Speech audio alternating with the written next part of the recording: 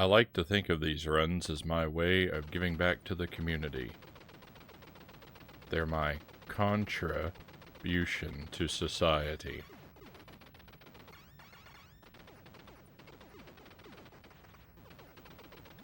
Welcome to the stream. Happy Friday, my friends. Happy weekend. I hope your weekend is off to a good start. Mine's going well already. We're here early for an early stream today. Gonna stream from now until question marks.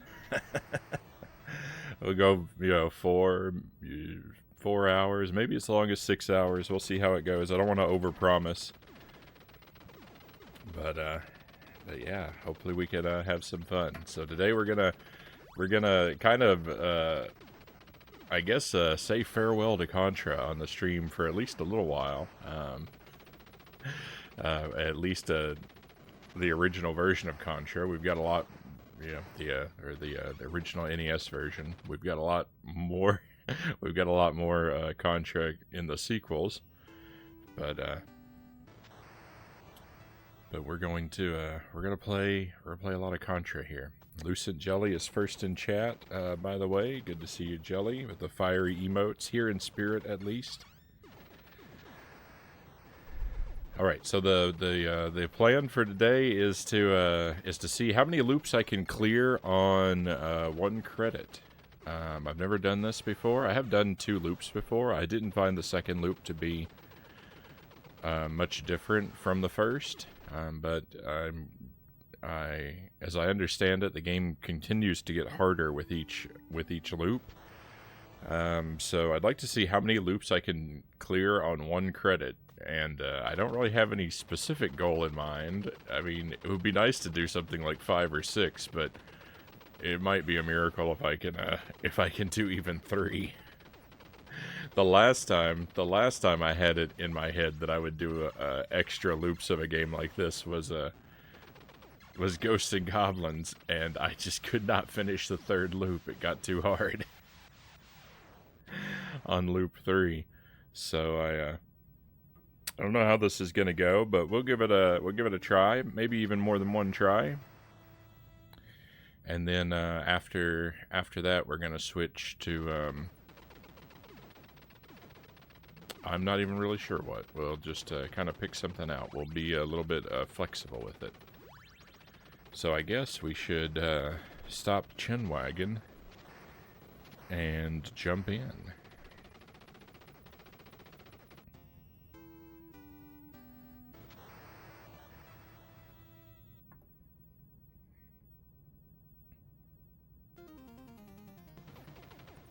It's been a very long time since I've done an any percent playthrough of this game.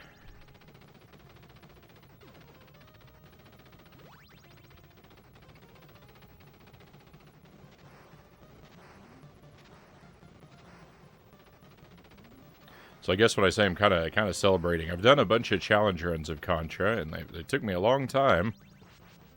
Each of them took me a long time, but I've beaten the game deathless 3 times now. I've done it an any percent run, a low percent run, and a 100% run. Those would be those last 2 would be no items and all items.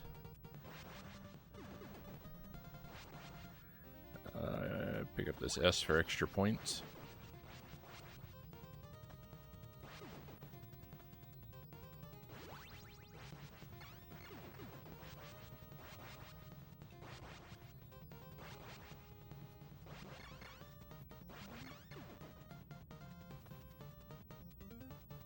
Yeah, so if the difficulty didn't increase, I should, in theory, be able to do pretty well at this challenge. Given all the practice that I've put in.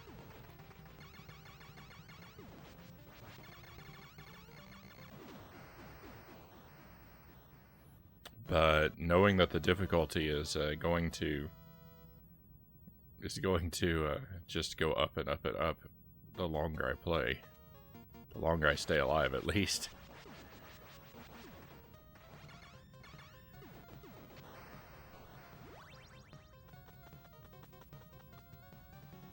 Does make me a little bit worried.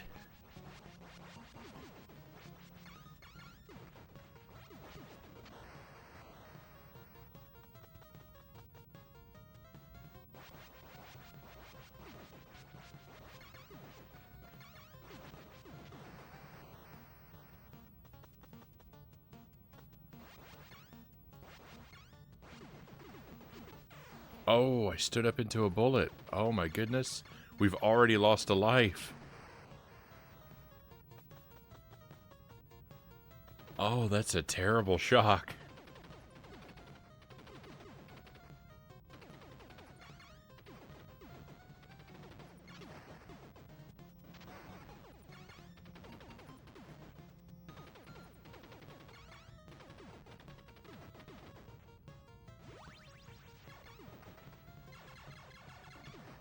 This may go much worse than I've anticipated.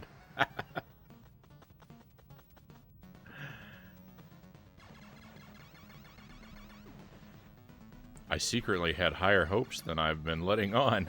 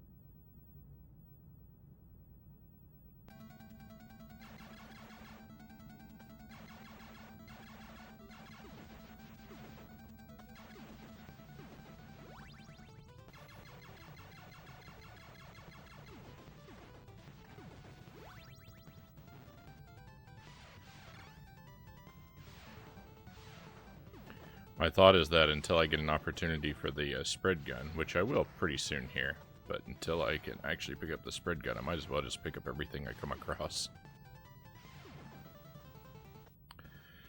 It gets me extra points, and that's the way I've been practicing the game lately anyway, so.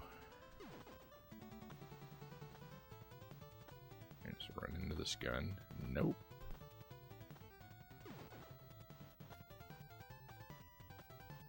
I thought running into the turret with the,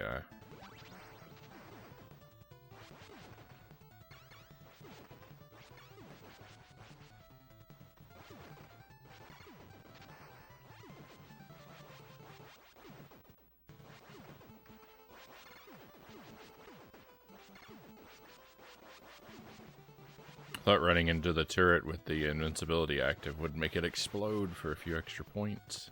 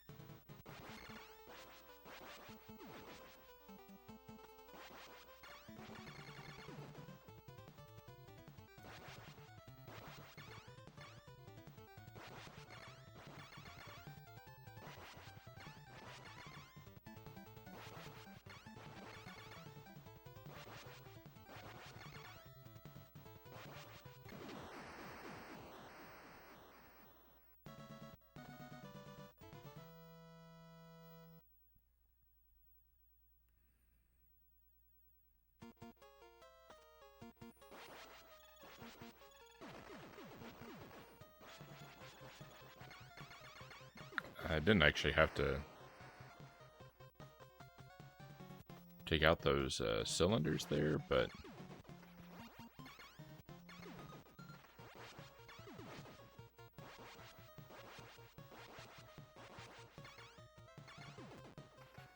better safe than sorry, right?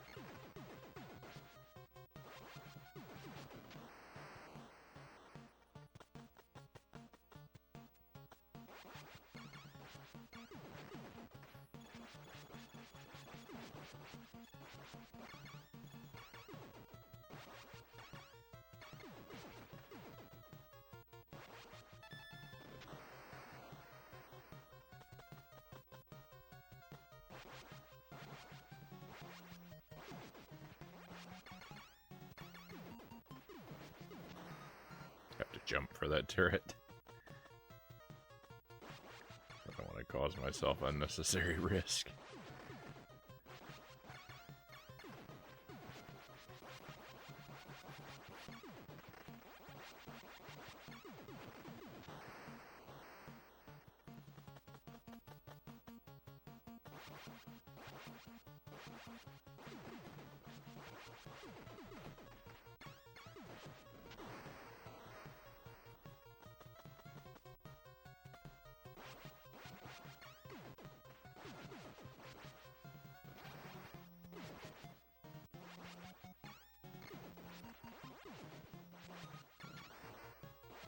No! I didn't want to take that enemy down anyway. They wouldn't have had a... I don't remember what they had. It's not a spread gun, though. An F or an M. I think an F.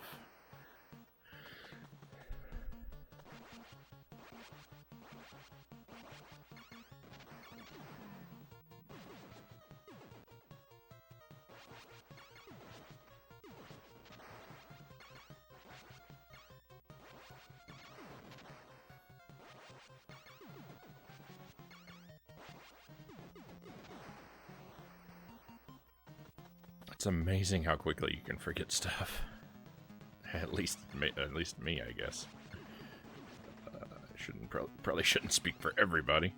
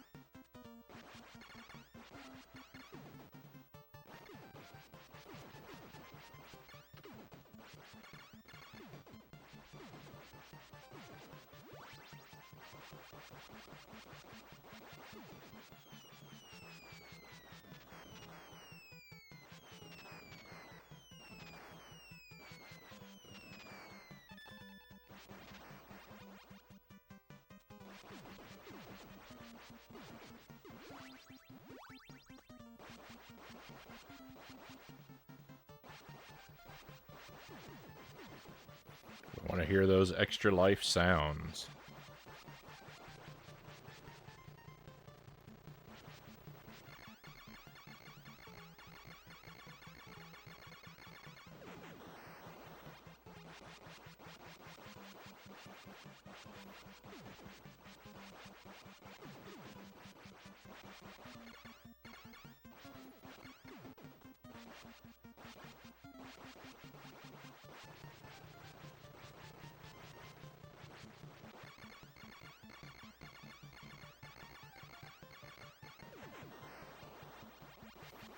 Glad the Contra guy wears steel-toed boots.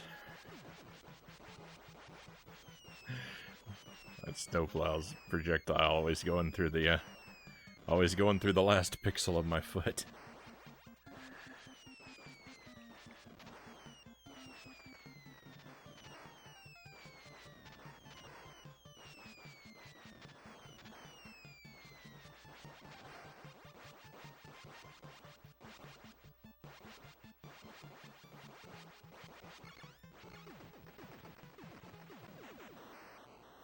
Nice.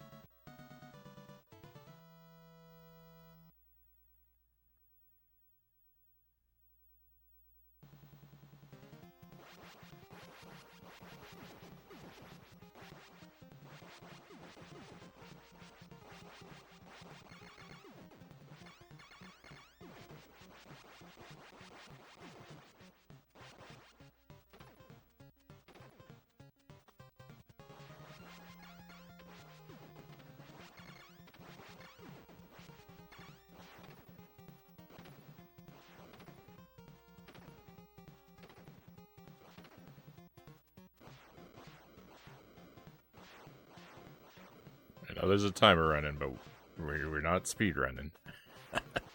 This is about endurance, not speed, so...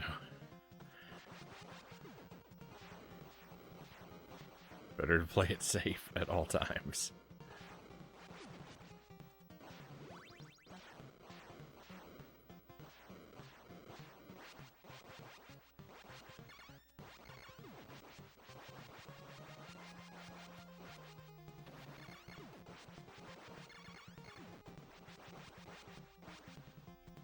Don't want to challenge that last fire.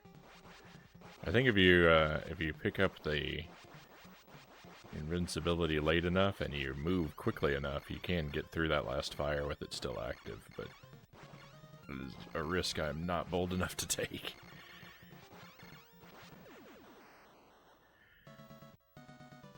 Have I ever said how nice the spread gun is?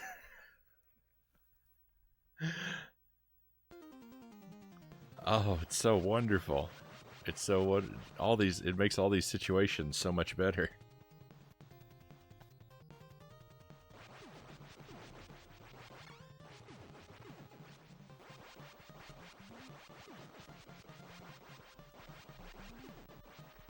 That's a R. I wanted to pick that up, but things got a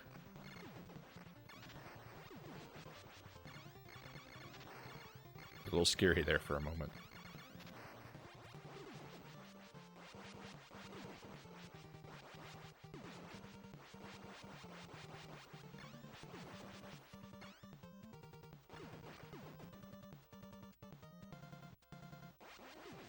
Nice, that guy spawned on the correct side.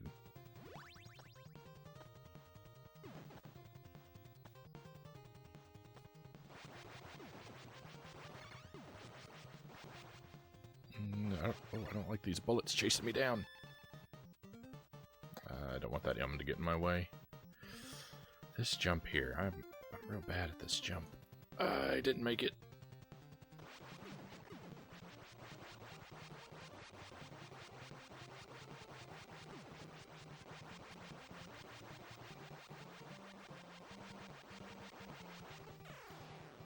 I miscounted. I miscounted. This is bad. I've lost another life on the first loop. We're in peril.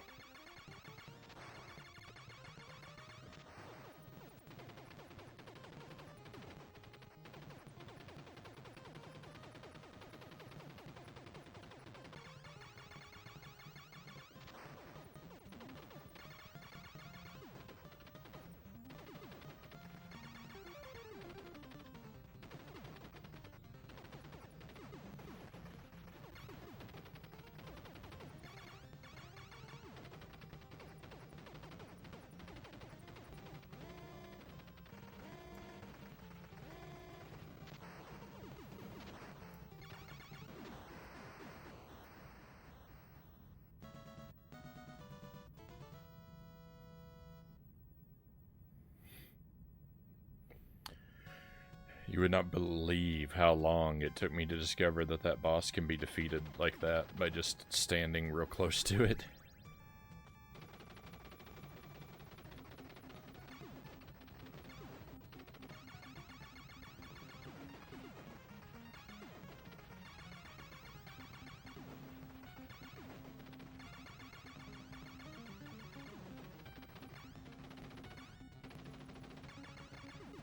I'm tapping the machine gun. I'm not holding the button, I'm tapping it. This is better.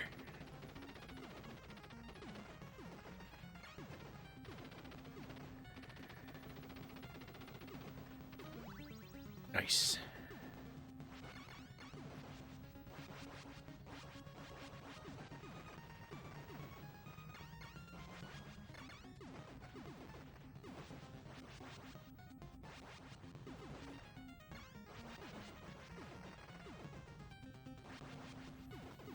Should probably slow down in this hallway and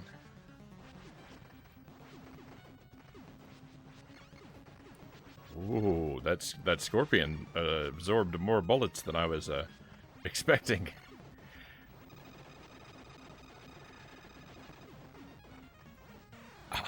lost a third life? Oh no. That's a whole credit's worth of lives.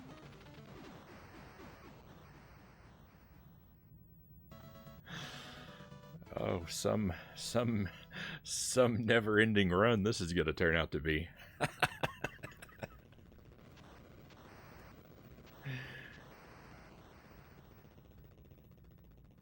That's why the proper use of asterisks is so important. All right, that's loop 1. We're just getting started. Enjoy our credit roll here.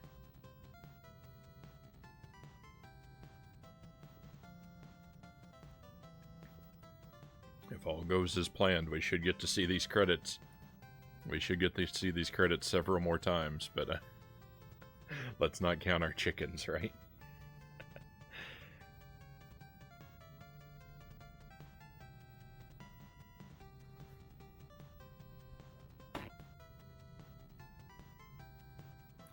Nah, if I run out of lives terribly early, we can always start up another run.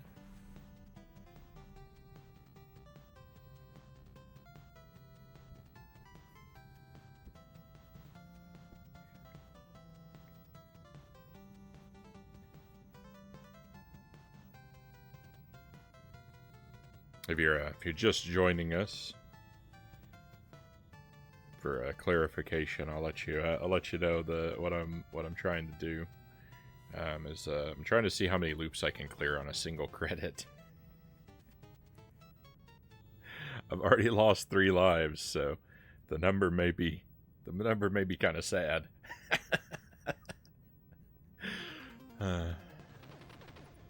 I don't have a specific goal in mind. I kind of feel like, 5 loops would be a respectable number. That's not feeling very likely at the moment, but who knows? Maybe this run will go better.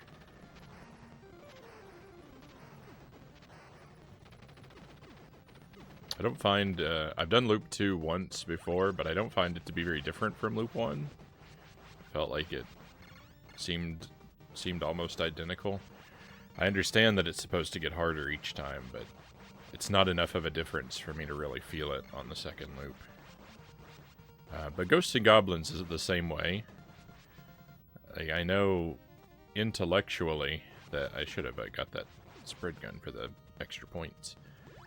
That the second loop of Ghosts and Goblins is harder than the first, but it's hard to really feel the difference until loop 3. And it's so weird, because, like, loop 2 is so subtly, the difficulty ramps up so subtly that I can't even feel the difference. And then loop 3 is so impossible I can't clear it. I hope this game is not like that.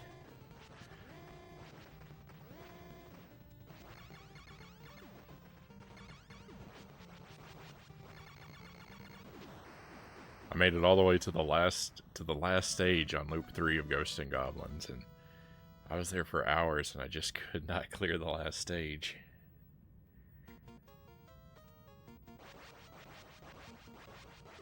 But we'll try it again one day. We'll try it again. I want to do at least 3 loops now of that game at some point.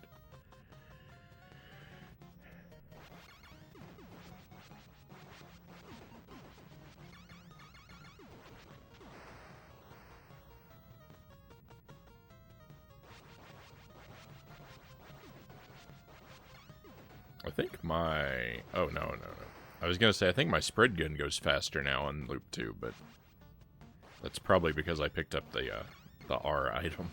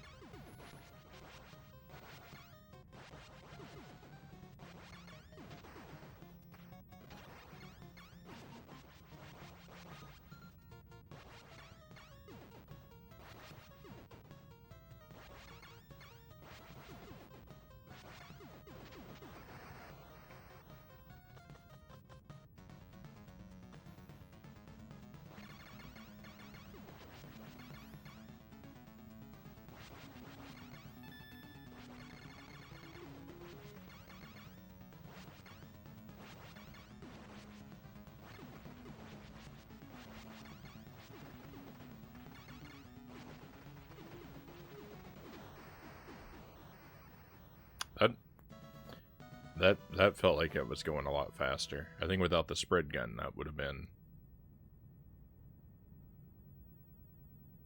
much harder.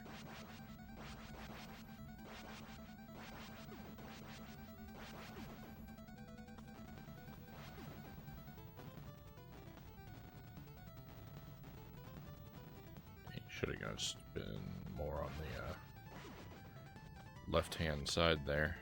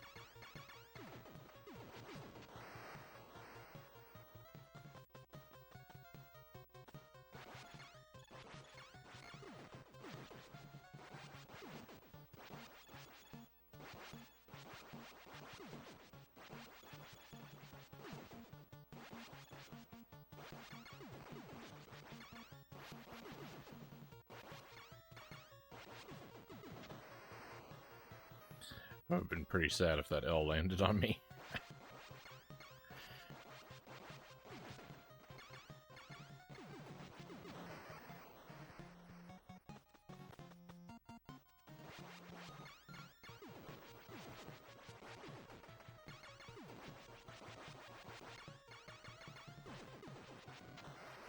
I'll take that R, though.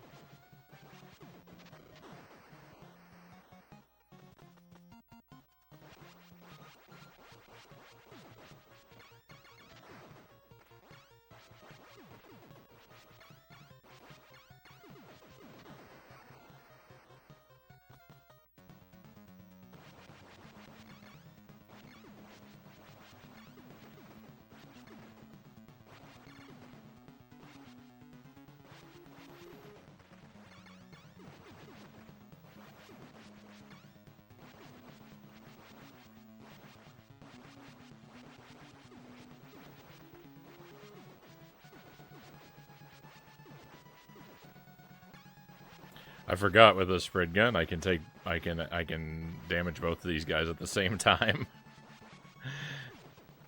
And so it's probably good to be near the middle. Last time I was still thinking about doing them one at a time. I might have been hitting both of them at the same time, sort of by accident. I don't remember. But I know that, like, so far as my focus and intention I was aiming at them one at a time.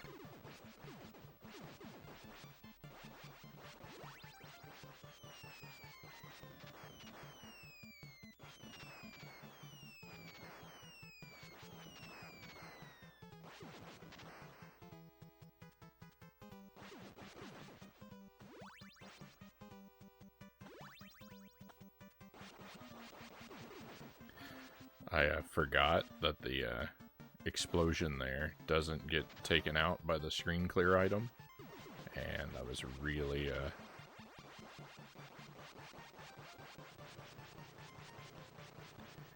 sorry, I remembered that it doesn't get taken out there, and I was really nervous about running into it.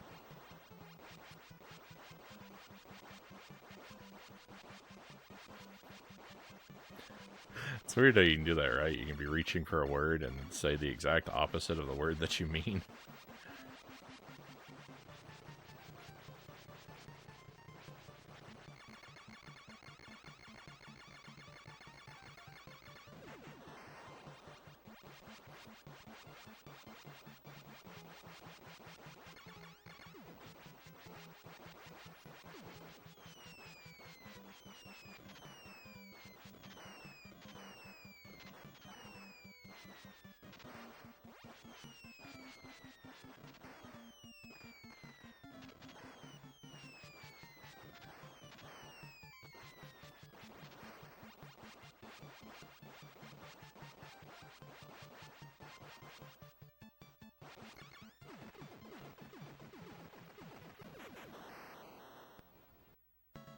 Boss is easy with the spread gun. That boss is easy anyway, but...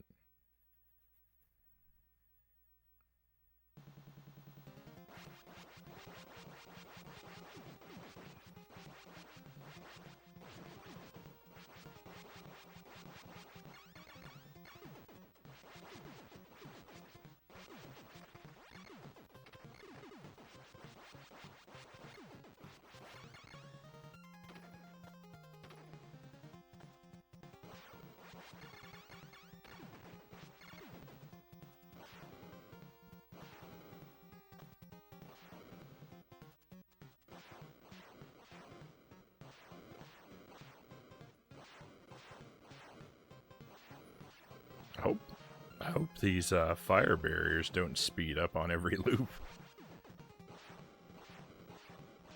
I didn't think about that. That could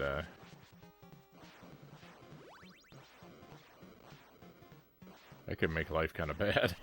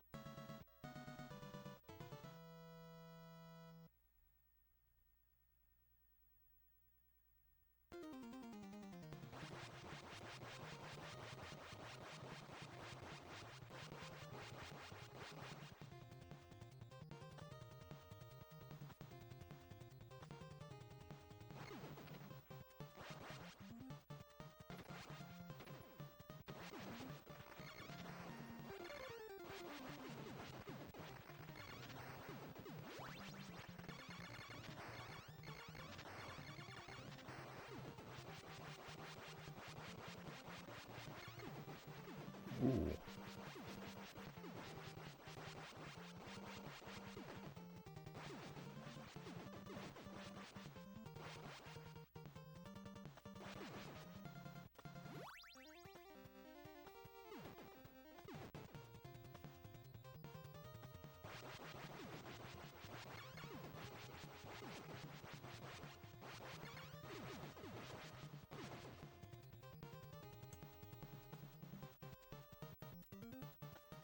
Oh, yay. I didn't think I was going to make it.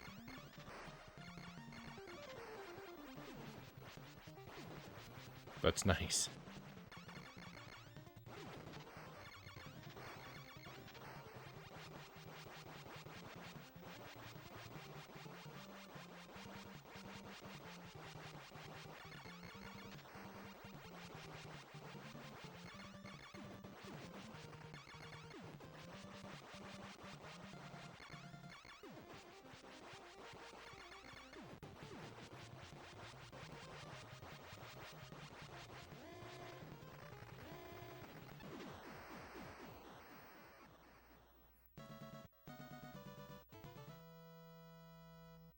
See you later, door boss.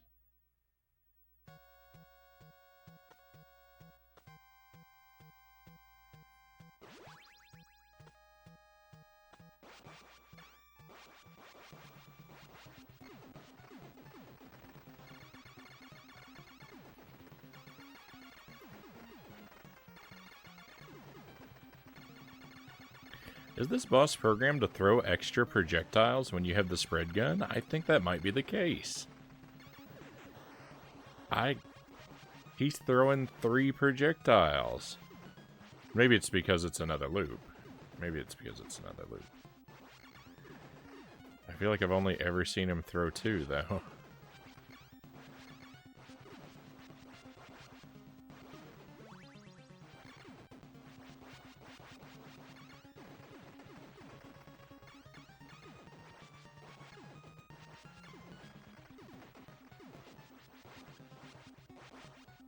We're gonna play cautiously. Eh, maybe not that cautiously. I could have just stayed over there and taken out the mouths kind of one at a time. That's what I was tempted to do.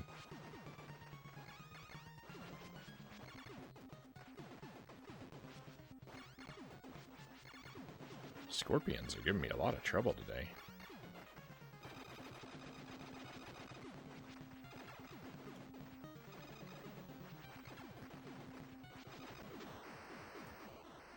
Alright, that's 2 loops.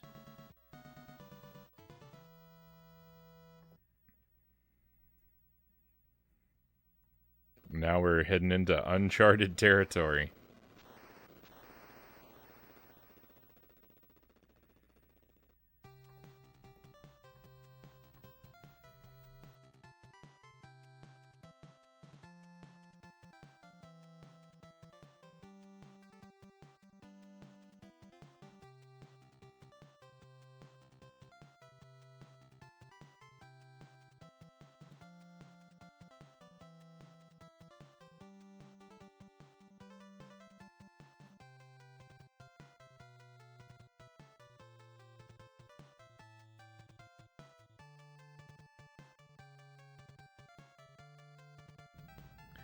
I wonder if that was a 1 life clear on the second loop. I don't remember dying on loop 2. I don't want to give myself credit for something I didn't do. I'm trying to think, did I ever use the... Did I ever not have the spread gun? I can't remember. That might have been deathless loop 2.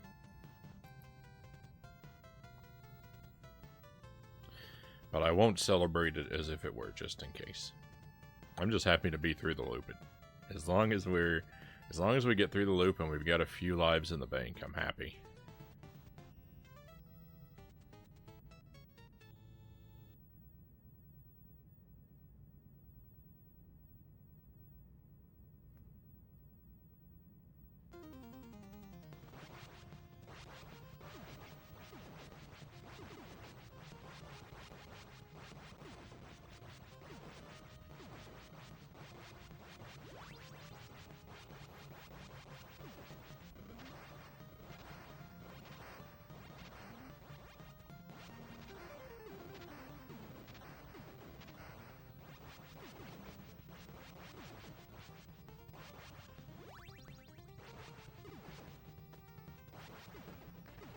I don't want to accidentally pick up that fire weapon, that's for sure.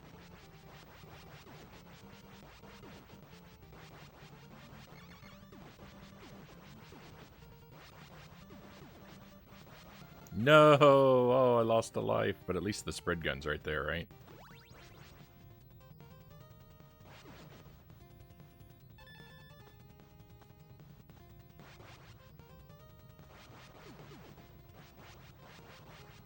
Maybe that's what happened on loop 2. Maybe I lost a life and then I was right next to a spread gun and that's why I don't remember being without it.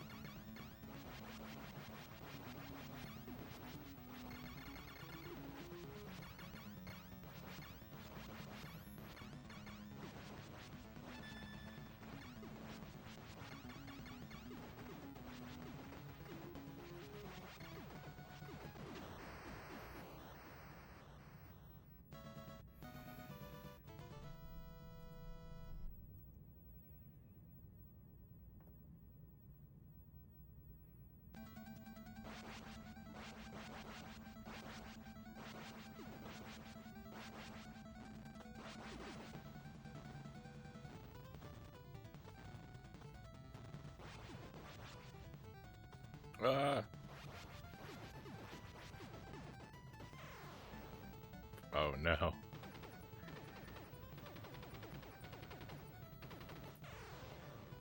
Bad luck. Really bad luck. Oh, I missed the invincibility item.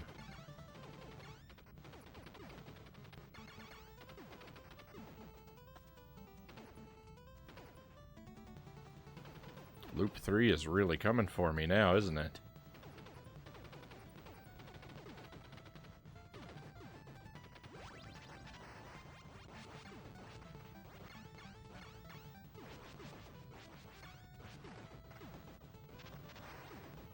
I was gonna say, it still doesn't really feel all that different yet, but that felt, well, not different, but bad.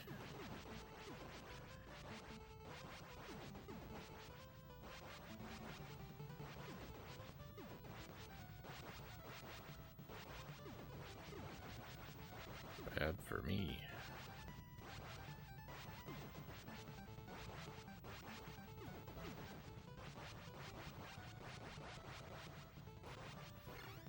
Need to earn some of those lives back, please.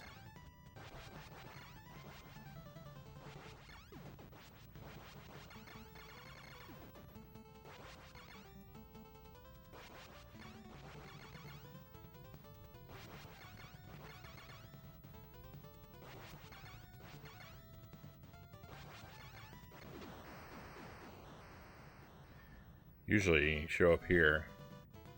Well, I'm used to showing up here with the machine gun from doing the all items runs, and I'm a lot more comfortable challenging those hands with the spread gun than the machine gun.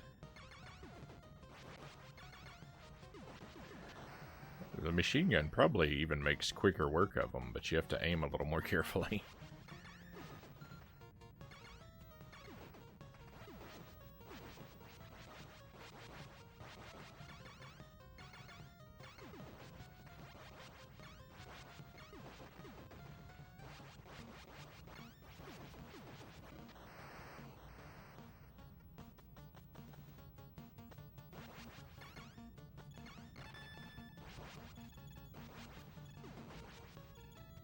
Oh yeah, lucky there.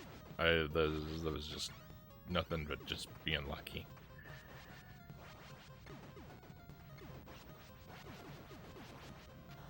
Well, the other thing it was being foolish. But that happens so often that's hardly worth comment. Alright.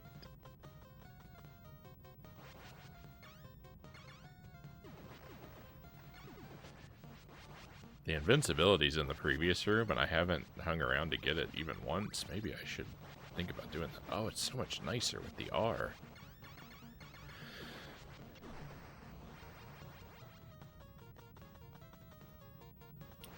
It's letter R because it really makes a difference.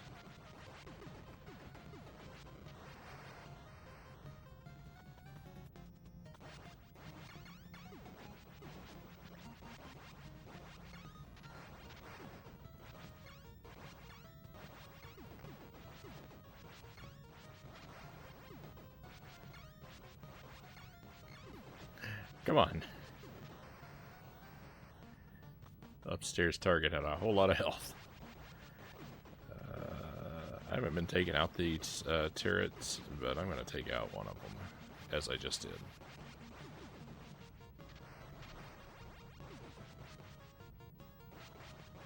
Oh, please don't land that on me. Oh, yuck. I don't know. Do I risk losing a life to avoid the M? Oh, well, I lost life anyway. I was going to risk it. I was going to stand up and try and jump over the M. I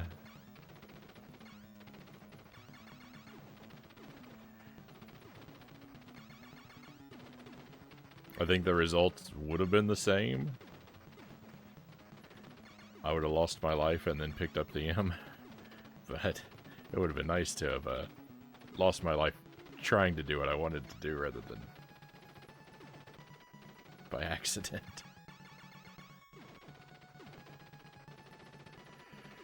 Leave me alone, Bubbles.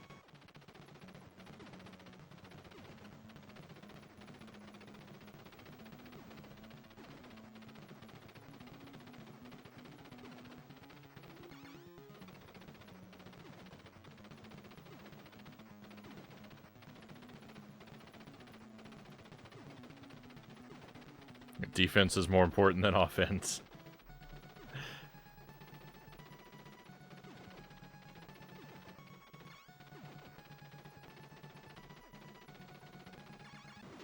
Alright, we got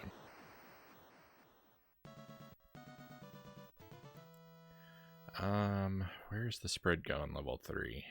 It's when they all three fly in. Level 3, level 5.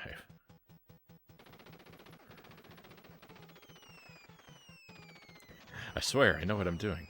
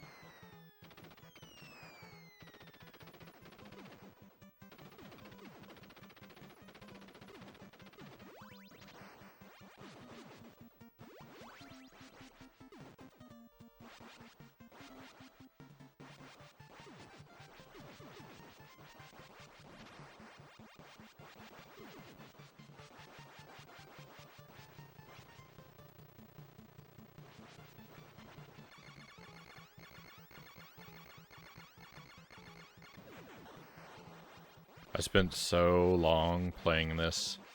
No items. I will never fail to appreciate how much better the spread gun is for taking out these snowplows than the pea shooter.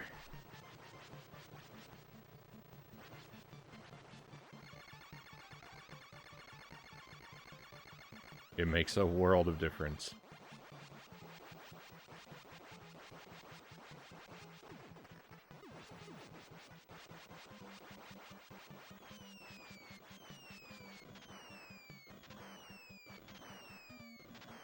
Ah, no!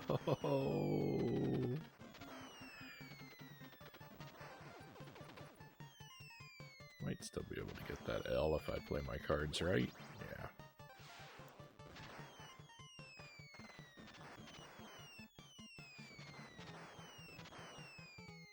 An occasional death is alright, right? It adds drama to the situation. It forces me to use a different weapon for a while.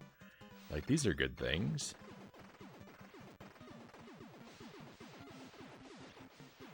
But if they happen too frequently, I'm gonna run out of lives.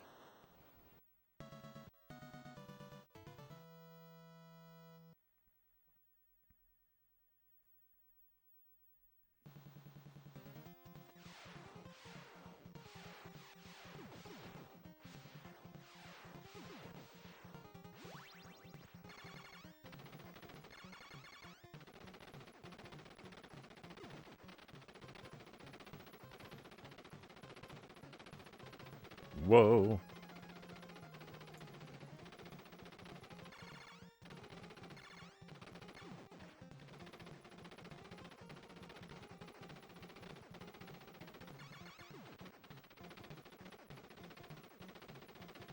Caution. Just use caution everywhere.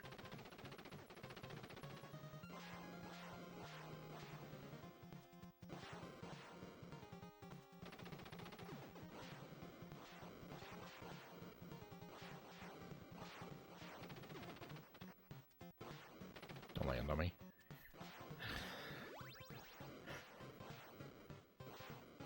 Hey, NCK, it didn't occur to me. Should I refer to you, should I call you Nick? It didn't occur to me that might be what those letters mean.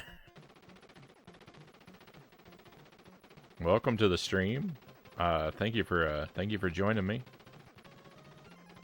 We're on loop 3.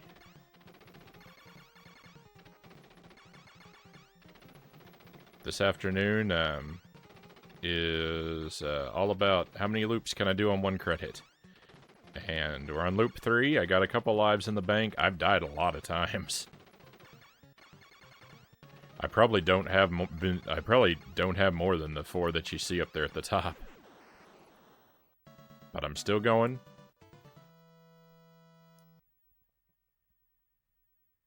It doesn't really feel that much harder on the additional loops yet. You know, it's hard because it's Contra. It's always hard, right? But oh, good. I did not want that to land on me. But it's not abnormally hard yet. I guess it does feel a little faster, but only very slightly.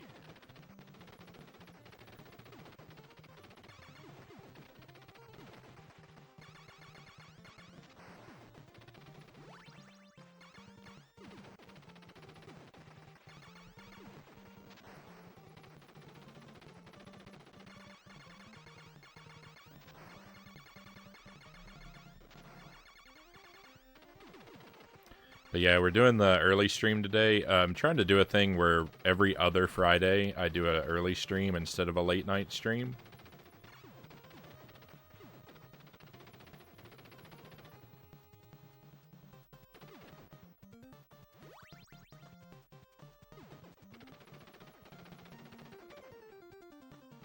But I haven't become very consistent with it.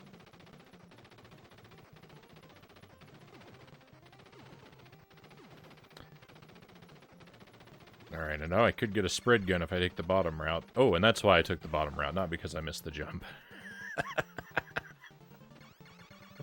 I punished for my lies. What a shame. Those sentences were supposed to go much differently. Look at all those guys down there.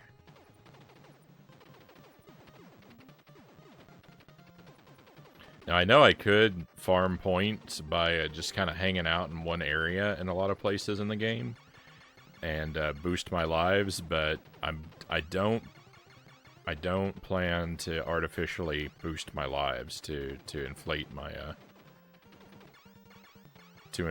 loop clear number. I want to see how many loops I can do on one credit without sort of cheesing it like that. Like, you know, all the extra lives that I earn naturally, those are fair game, but I'm not going to sit around trying to farm lives.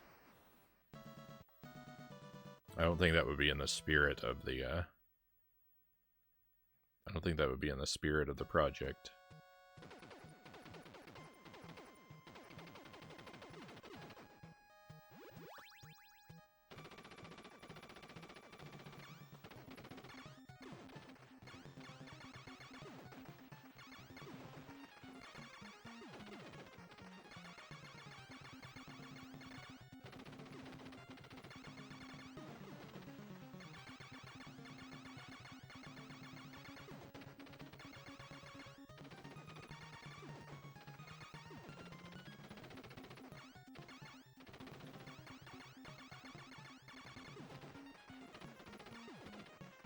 I feel like I'm really lucky to have not lost a life to these,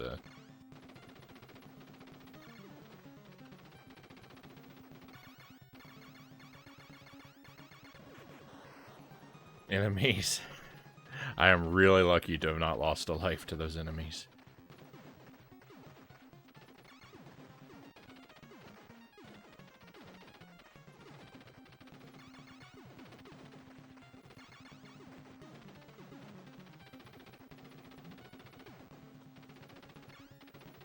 No, spread gun. That was a spread gun and I missed it.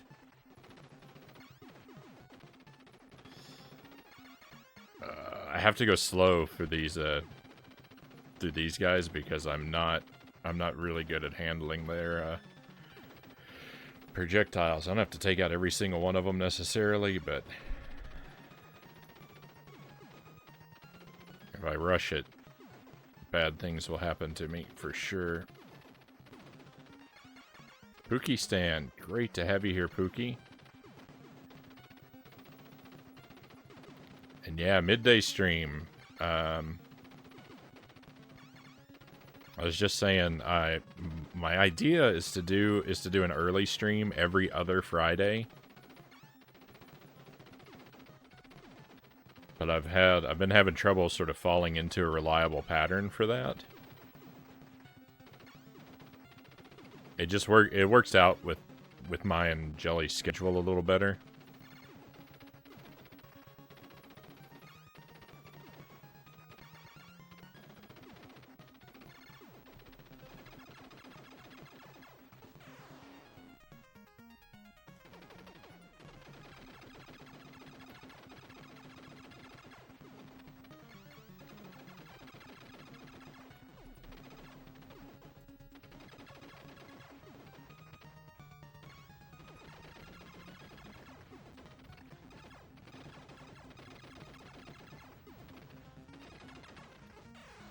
Yuck.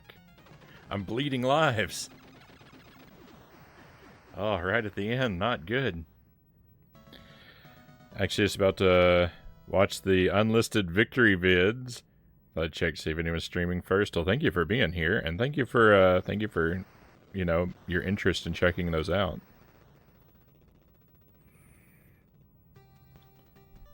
Hang on, I'm about to that was loop 3. We just cleared loop 3.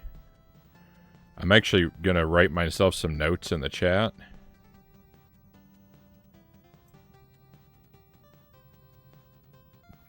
My notes are terrible.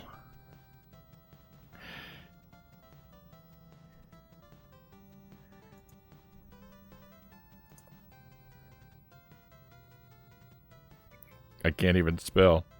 All right. Loop 1. 1 clear. Loop 2. 2 clear. Loop 3.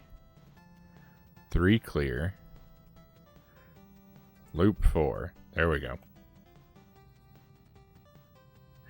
If I just write the number, I won't remember if it means the one I'm on or the one I finished. So we just cleared loop 3. We're going to start loop 4.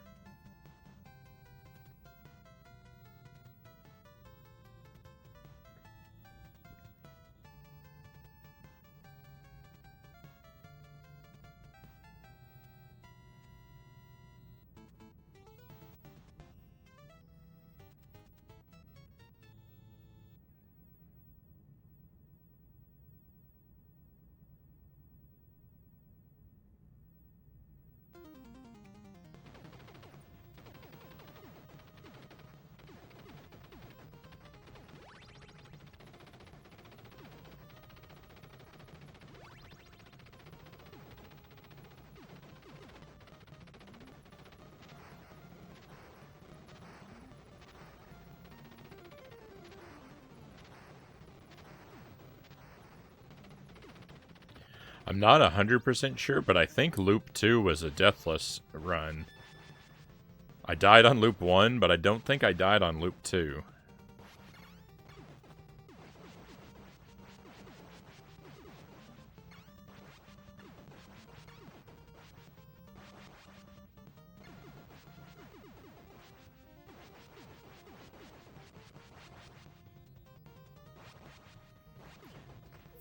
There's so many enemies, it's slowing the NES down real bad.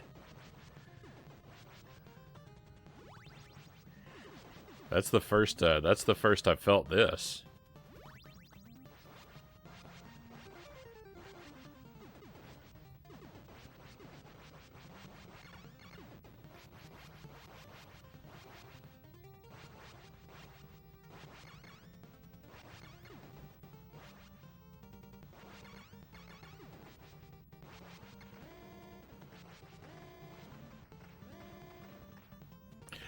Don't let my notes there in the chat just deter you from chatting with me. You're 100% invited to interrupt those. In fact, I feel bad for writing it in the chat. I should just write it on a notepad in front of me because I don't want to discourage people.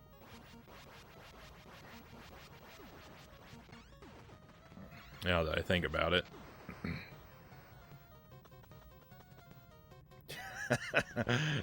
You feel great when you die on the second level? Hey, you should. The first level of Contra is pretty hard. It's all pretty hard. I feel like I'm pretty good at Contra, but not. It's not because of natural talent. It's because of hundreds of hours of playing.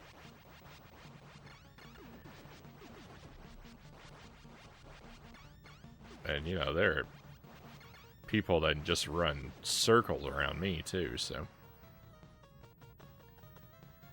What's my favorite game beside Contra? Super Ghouls and Ghosts is my favorite game of all time. I love Super Ghouls and Ghosts. I haven't done as many challenges in Super Ghouls and Ghosts because, I don't know, the challenges aren't as obvious to me. Like, what to do. Like, I could do single weapon runs, I do a fire-only run, or, you know, like a scythe-only run. And I do kind of want to do those things at some point, but, I don't know, I haven't really prioritized them. I have done Super Ghouls and Ghosts Deathless. It might have been the first Deathless run I did on the stream. I don't know. I was speedrunning Castlevania The Adventure for a while, and I got a Deathless clear of that game. I mean, naturally. I would be a pretty poor speedrunner if I couldn't beat it in one life. But it took a while. But that might be the first game that I cleared on the stream, Deathless. I don't remember if I cleared that first or Super Ghouls and Ghosts first. I know I published on YouTube a video of Super Ghouls and Ghosts first, but I think that's because I wasn't thinking about Castlevania the Adventure as a deathless challenge at the time.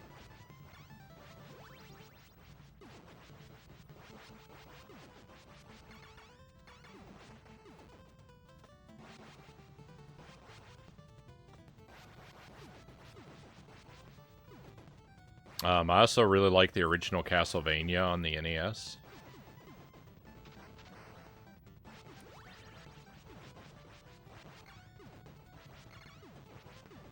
I'm not very good at, like, ranking favorites, though. Outside of saying that Super Ghouls and Ghosts is my favorite game. Where other games, like, fall in the, like, top 10 list, it's really subject to change. If you ask me on 2 different days, you'll probably get two completely different sets of answers based on how I'm feeling at the time.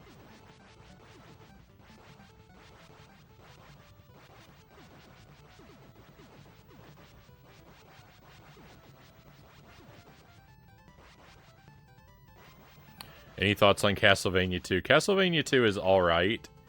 It's interesting, but it's kind of underwhelming at the same time. I played it on the stream. I did have to have a little bit of help for that. I was doing it as blind as possible. There are a couple of problems with doing that as a blind run, though. It's just because, one, a lot of the, like, really tricky secrets in Castlevania 2 have already been spoiled for me, just because of, you know, like, general gaming culture and knowledge. So I went in with a lot more knowledge than I should have had, and then I got really stuck at one point. I had to ask the chat to help me out. Happens sometimes.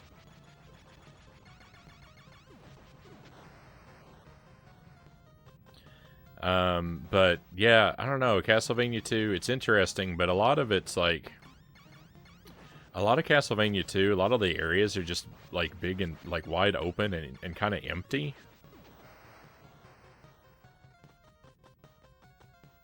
There's a lot of empty space in Castlevania 2. It's got a really good aesthetic, and, you know, I like the style of it a lot.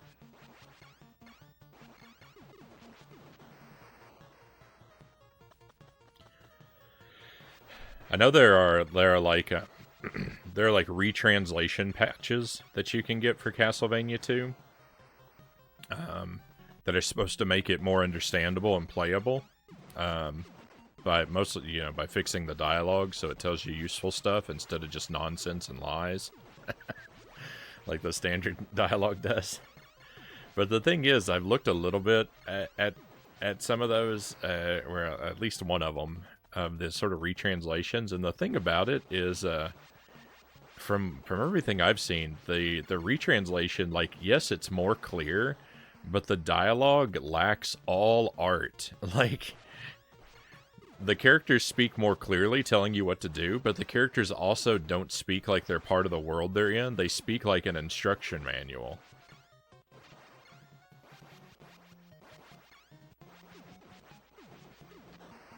Or, like, you'll go up to a character and they'll tell you, like, you know, like, the white crystal reveals hidden platforms. And it's just very literally, like, people inside the world of Castlevania 2, I don't know if they should talk like that.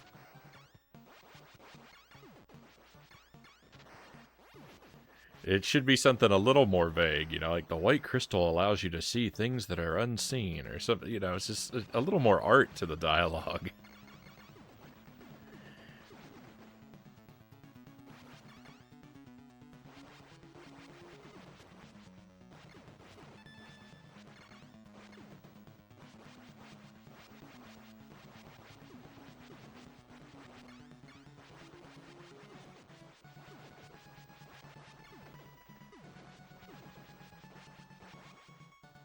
Castlevania 3 I've also played, but I've only played it one time.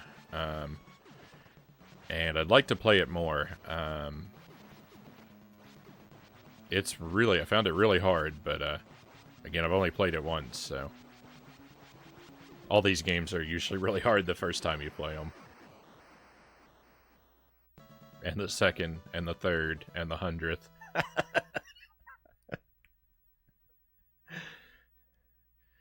The thing about Castlevania 3, the thing that I like about Castlevania 1, I think over Castlevania 3, the reason I don't think I'll ever prefer Castlevania 3 is I actually like that Castlevania 1 is shorter.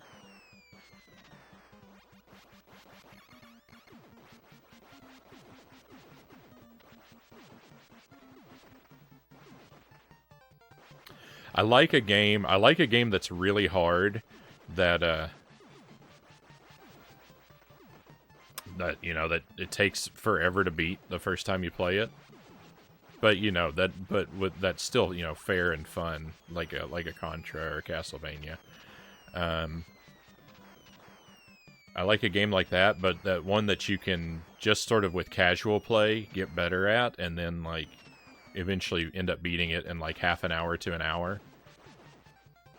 I like games with that kind of progression to them.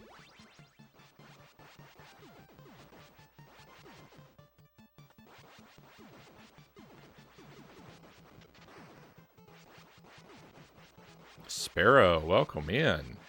Sparrow the Dragoon is here. Frownie, what a pleasant surprise. It's 8 a.m. and I haven't gone to sleep yet. Have you been up all night working on your music? Or are you like me and you stayed up all night goofing off? There's something in between. Maybe you're doing real work. You're going to be dozing off while listening? Well, I'll try and keep things calm for you, my friend. Thank you for being here with us. And yeah, if you need sleep, by all means, I hope that I hope you get the rest you need.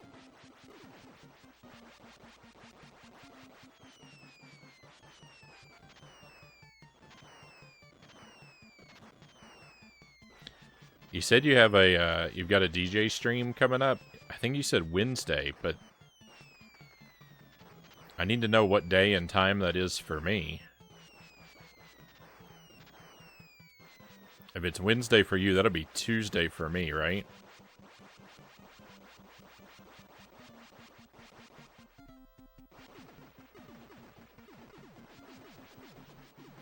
I don't know. Should I think about, like, because if we're gonna try and raid your channel at the end of my stream, should I think about it at the end of the Monday stream or the end of the Tuesday stream?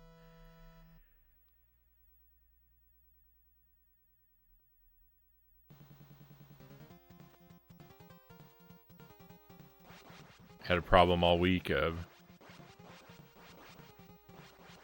Right on.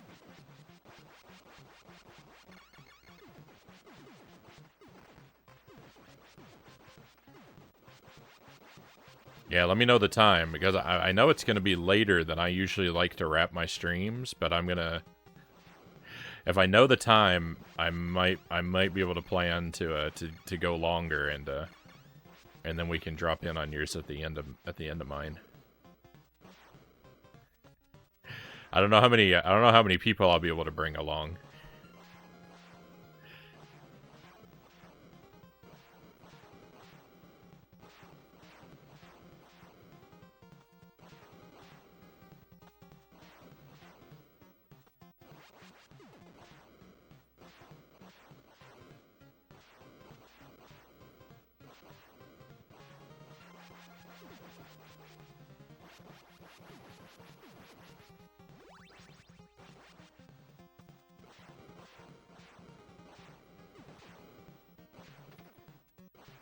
But I would hope that anyone that spends a considerable amount of time with us here would be eager to check out your music.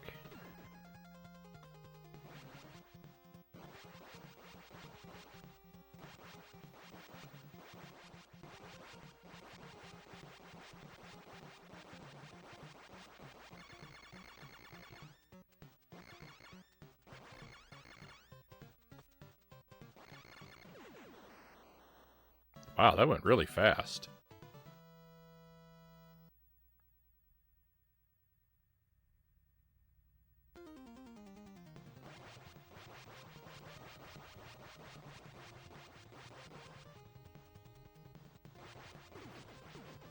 Ooh, I may have just gotten myself in trouble here. I wanted to open that for the points. I didn't want to open it for the item inside.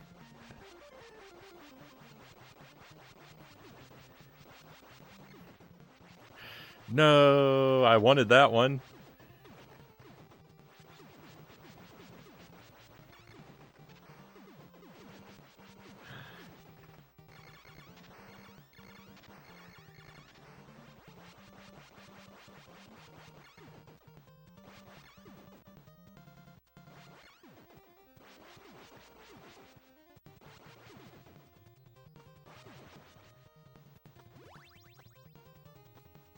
You're digging deep. Oh. Making some headway with what I'd like to play. I'm sorry, I'm gonna catch up, but in between moments.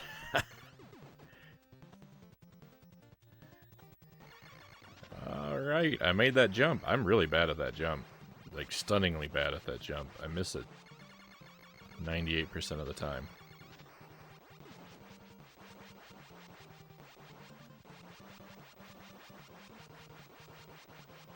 Contra is a long game.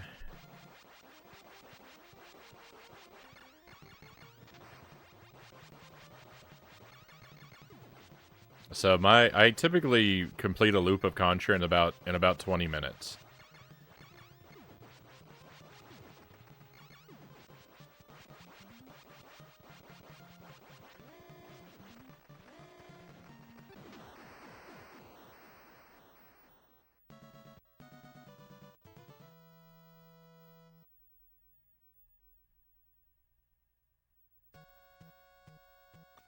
Oh, you can't even see the hour marker on my timer. Oh no, I didn't mean to grab the M. I only wanted the B.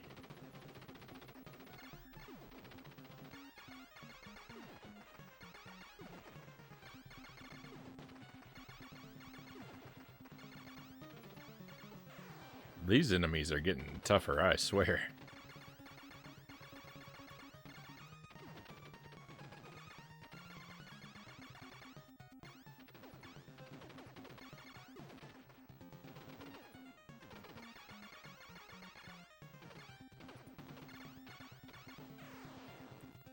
Oh no, I'm gonna bleed a lot of lives here. Come on, get out of my way, alien.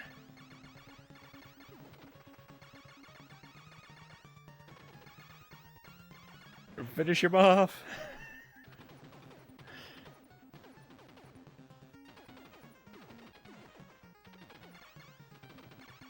Alright, sorry. Caution time here.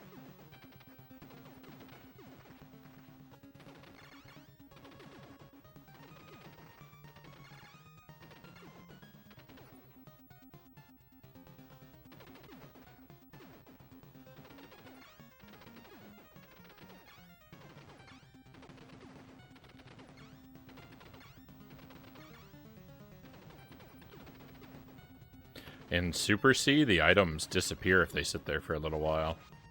I don't think they ever disappear in Contra. If they do, it takes a very long time.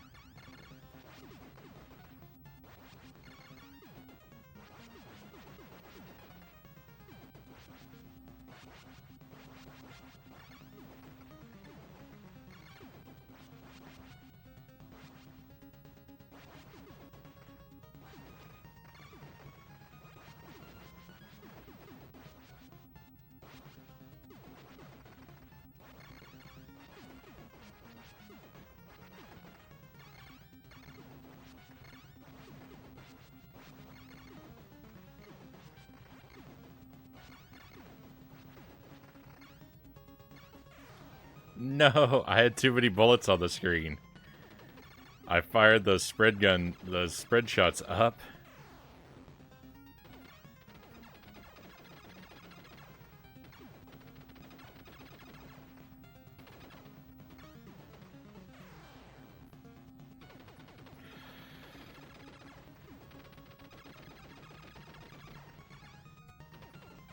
I'm doing so bad.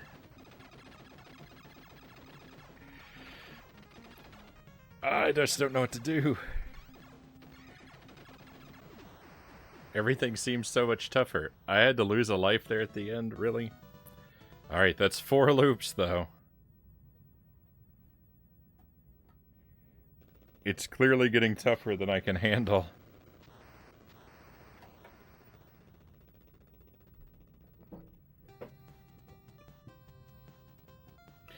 Z-Trend getting notably harder. Not really, Pookie. I mean, as you can see, I'm definitely having trouble with parts of it the further we get. So 1, 2, 3, 4. And we are now on loop 5. Itarama, thank you for joining us, Itty. Thank you for the positivity.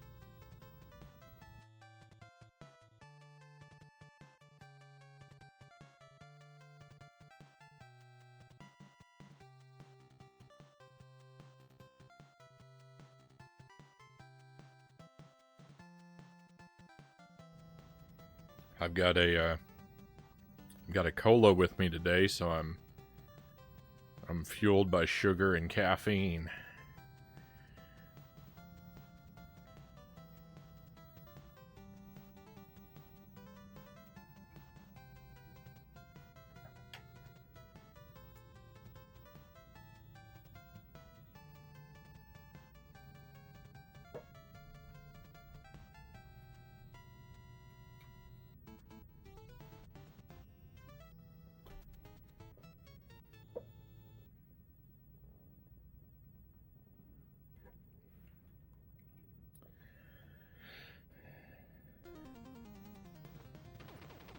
Alright, loop 5. If I can pass this loop, I'll be proud with this. I'll be proud of this project no matter how it goes. I think 5 loops is a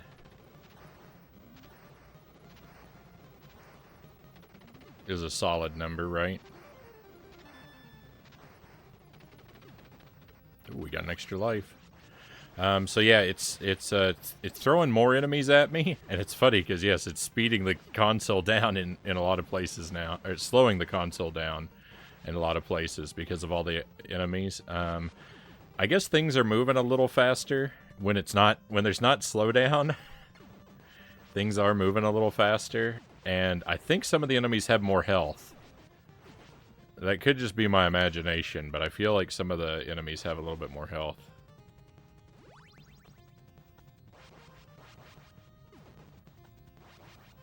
Particularly those big monsters on the last stage. They seem to have more health, but it might just be because I'm not making it there with the spread gun now.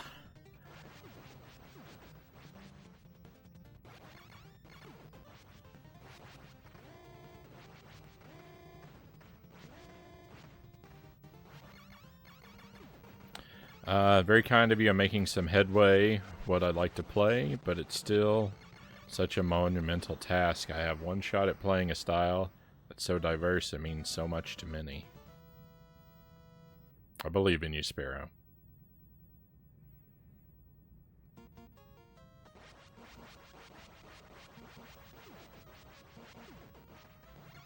From what I've seen of your streams and enjoyed of your music, I have confidence that you know what you're doing.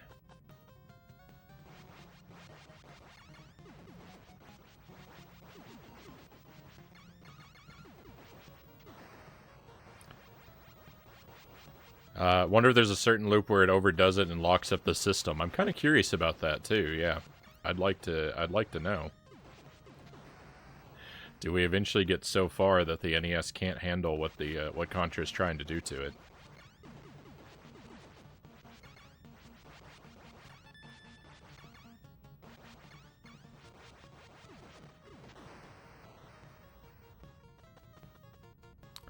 I've seen someone playing on loop 5 of Ghosts and Goblins. And it seems like in that game, it becomes more than than an NES could probably handle, but I can't really judge it from what I saw, because they were playing on an emulator. And so I don't know how...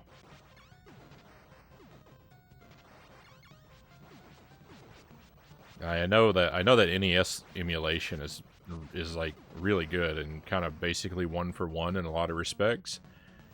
But I don't know how well that translates to the limitations of the console.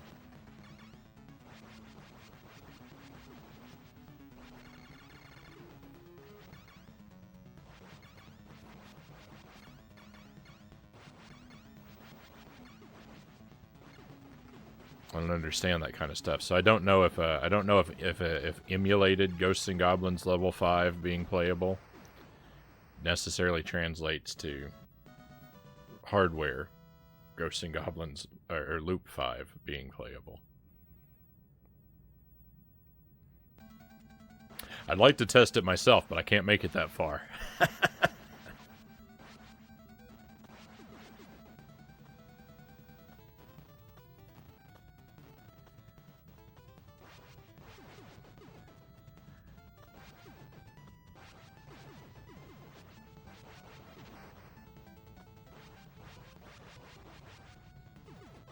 I've only seen it done in emulation with save states, but I can't even make it past Loop 3 in Ghosts and Goblins yet.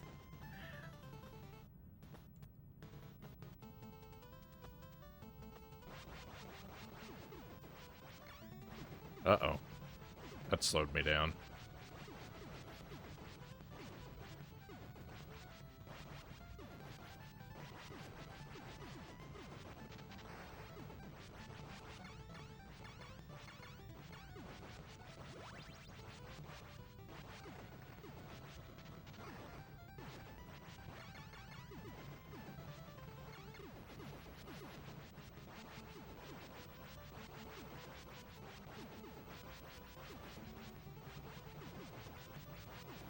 I feel like my bullets travel faster on the additional loops too, but I don't know if that's just in my head.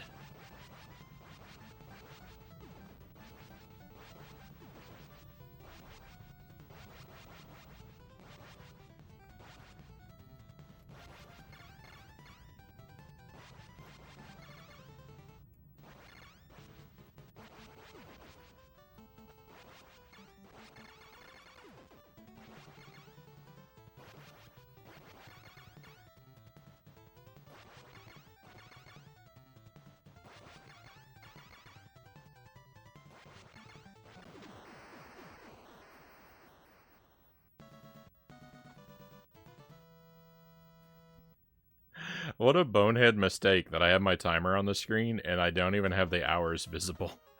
I need to resize that if I remember next time we make it to the credits. I don't think I'll be able to do it. I think it'll take too long. I'll just make it look worse. It doesn't really matter.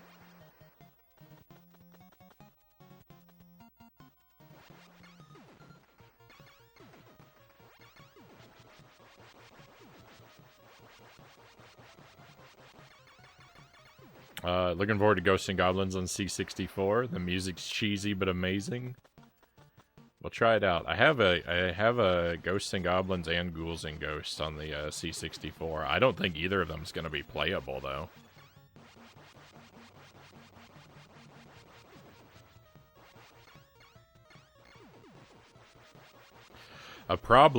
Something I feel like a problem that's developing with the C64 for me is that it seems that I really gravitate toward just the same type of game on the C64. I haven't really come across a side scroller that I'm really super into. Like, some of them are kind of cool. Like that Sonic remake is really cool. The Gianna Sisters is not a good game, but is an interesting one. But for the most part, when the screen scrolls on the C64, I'm not really digging it. I like those single screen platformers on the C64 a lot. That's what I feel like is probably the one like big problem with it is the kind of games that I'm noticing I like are all the same. I need to find some variety that I can get into.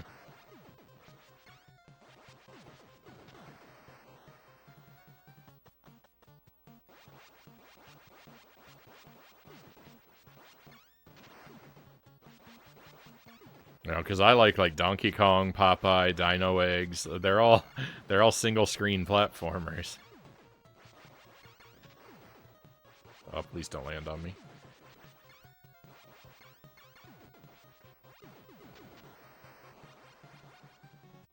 Not a good game. I'm mortally wounded. Sorry, Sparrow. I hate to tell you, it's no Mario Bros.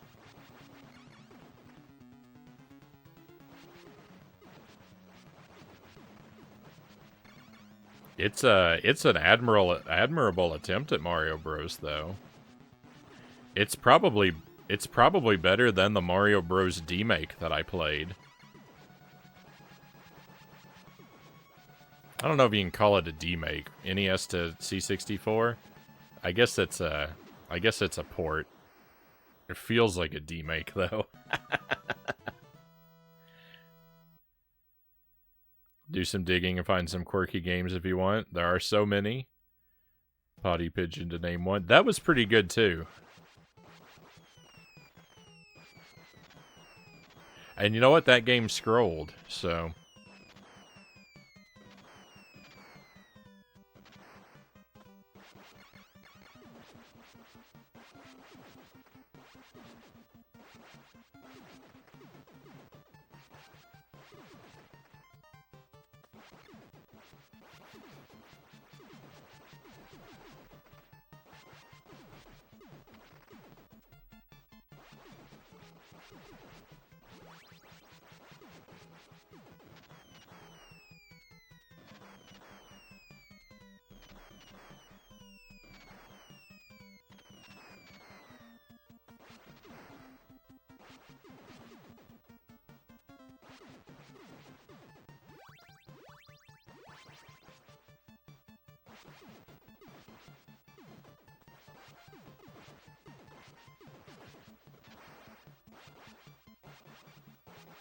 I play Hard Hat Mac. No, I haven't heard of that one. Another single screen game, but good fun. No, I haven't heard of that one. Another one that I expect I'll like, but it's another single screen game, is Lode Runner. I've played different versions of Lode Runner before. I've never played the C64 one.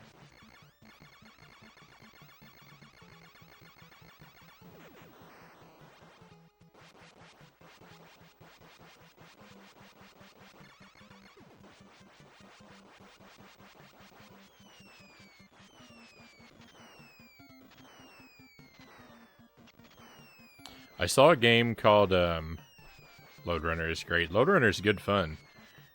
I wish there was a version that one of my friends had on like a Windows 93 computer or something like that.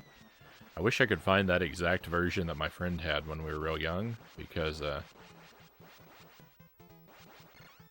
every time I play a version of Lode Runner, I always think of that particular version. I'm sure it'd be easy to find. I just haven't looked properly. Yeah, Jumpman Jr. Jumpman Jr. is one I had as a kid, and we did that one for a little while on the stream. It's much harder than I remembered. I remembered it being hard, but I thought it was something that got hard, not something that started hard.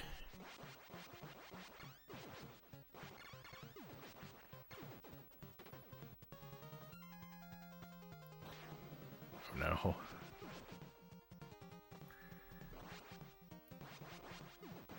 This slowdown. The slowdown is everywhere.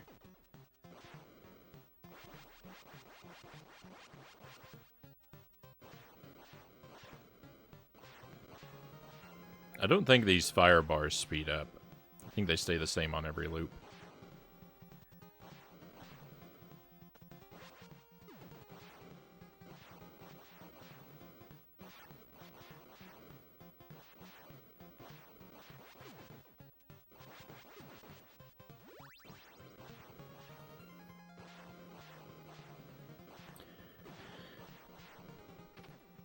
Load Runner's simple enough it could probably be done on a TI-83, probably.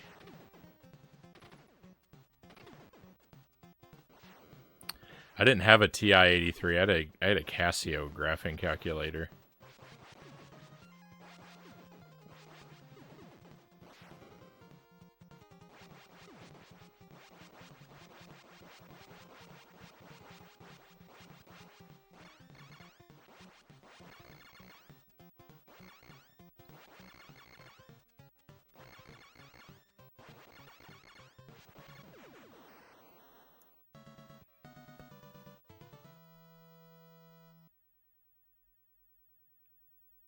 Challenge is getting Windows 3.1 running in a virtual machine.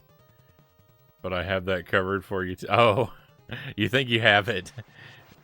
Yeah, you can't get me streaming on a laptop. It's alright, I just have to find another version of Load Runner that I like as much. I have a Load Runner on the Nintendo 64. I've never played it. It's probably terrible.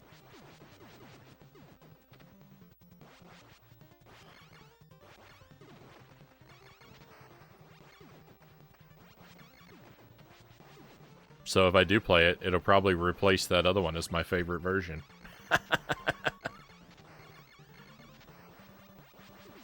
Get a Casio too.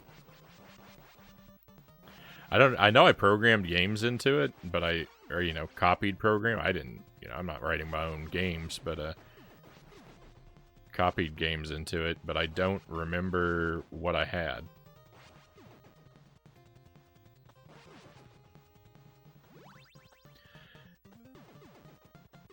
I had I do remember having a quote unquote Mario Land on my Casio, where Mario was represented by an @ symbol.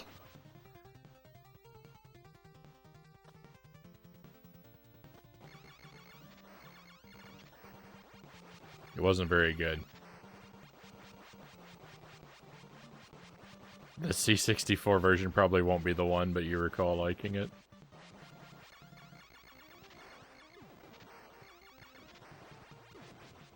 A scientific calculator, not graphing. Yeah, graphing calculator was required for at least one of my courses in high school. And I got the Casio because it was cheaper.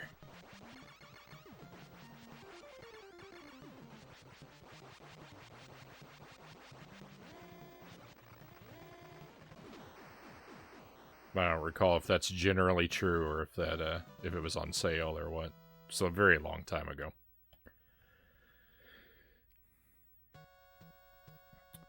Yeah, super @ symbol land. That's what it was.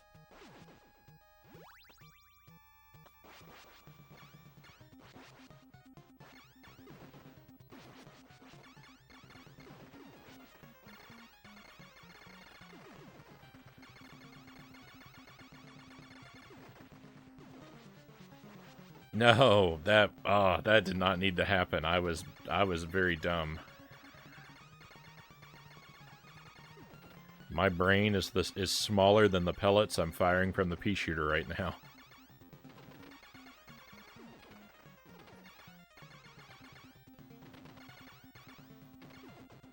I'm dead again.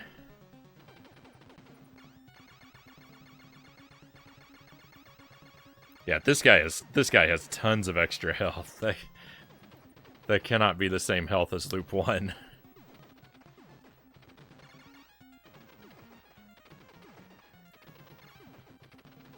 I don't feel like the regular enemies get extra health. If they do, it's not very much. But that guy has to have extra health.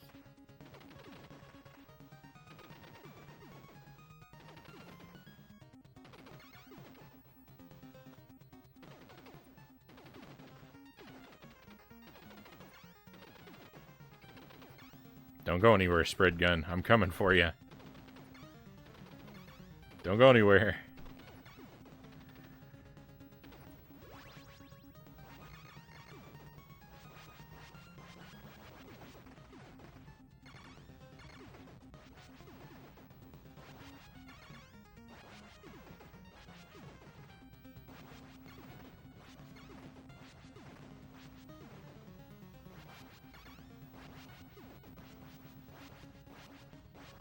Wasn't good enough in math to get into the classes that required graphing, Sparrow says. That's hard to believe.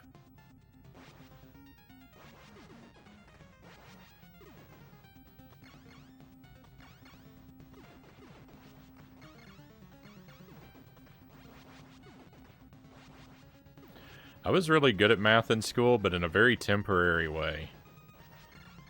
I would do really well at whatever we were currently studying, and I would do really well at it for just long enough to do well on the test, and then I would forget everything immediately. As soon as we stopped needing it.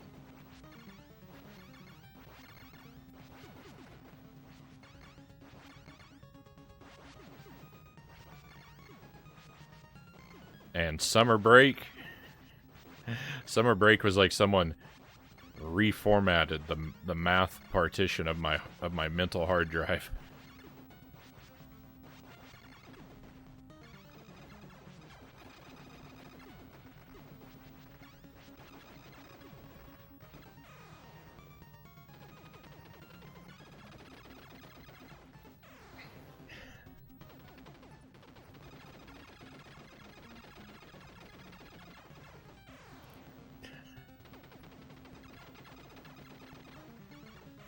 This part's so much harder, too.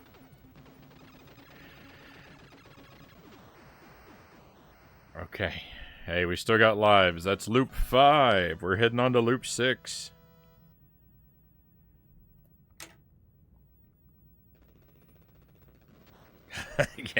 Yeah. The Men in Black neuralized me every summer.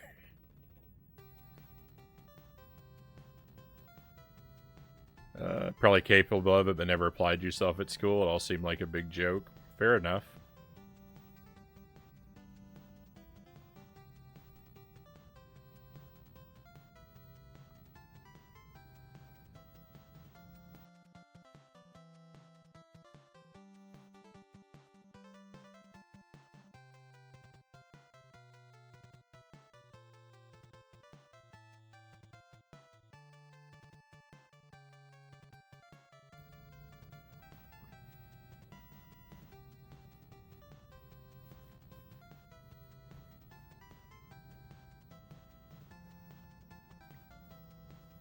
Credits give me a chance to kind of wipe off my palms on my controller.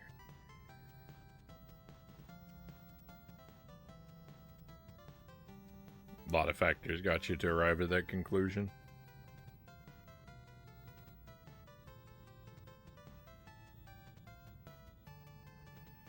No, I definitely get it.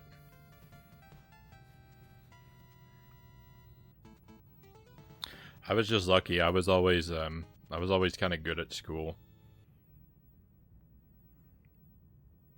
Not by virtue of any special intelligence, just, you know, they're kind of particular skills that school really tests for, and I just I happen to luck out and be good at those particular things.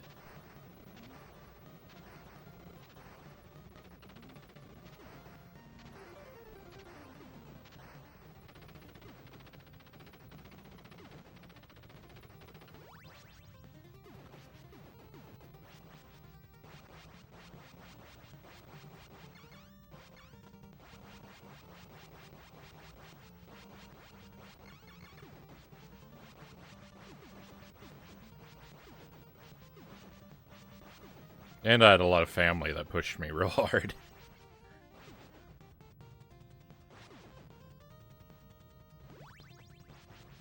Which makes it, you know, which makes it easier when your motivation is kind of outsourced.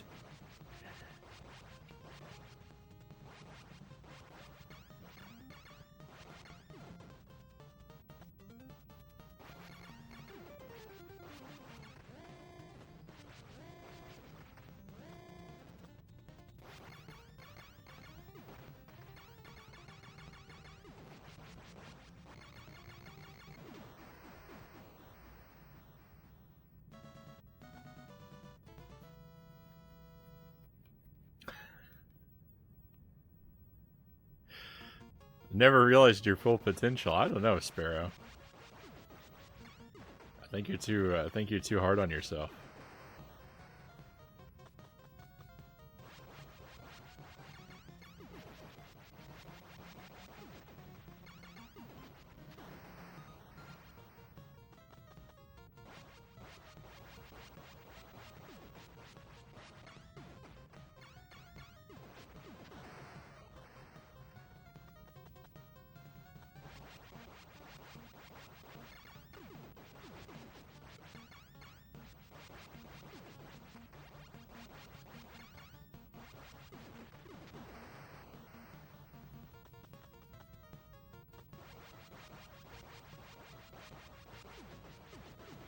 You know, it's definitely better that we meet our own goals, right? Than necessarily not.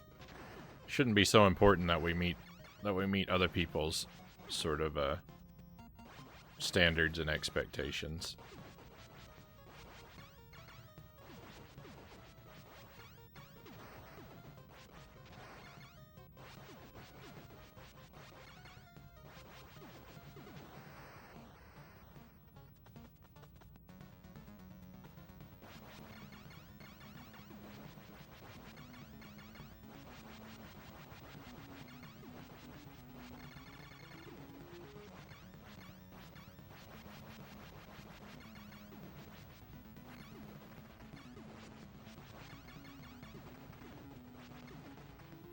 I think if we're setting positive goals on ourselves and regularly if we're setting positive goals for ourselves and regularly making progress toward them, that's all that matters.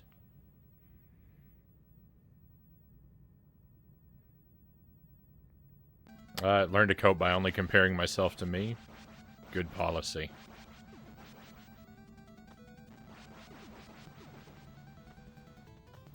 Good policy. Because when you compare yourself to other people, like, you don't necessarily have all the same advantages other people have, right? So the only person that you really stack up evenly against is yourself, so it's the only one that makes sense to compare yourself to.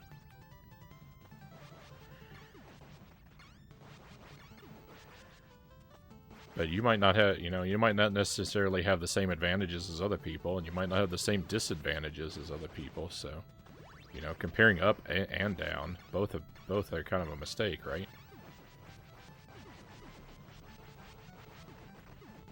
You have to search very, very hard to find someone, who's exactly equal to you. And it probably can't be done.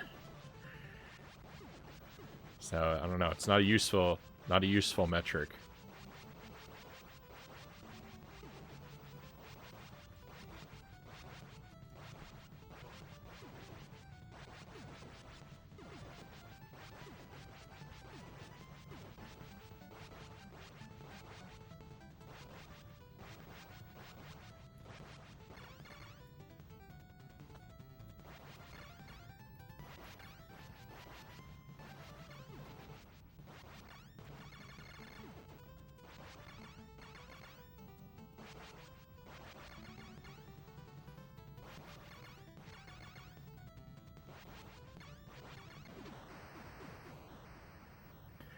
It's like trying to compare the weight of an object on Earth and a weight of an object on the moon with no ability to gain any information about the difference in gravity. It's like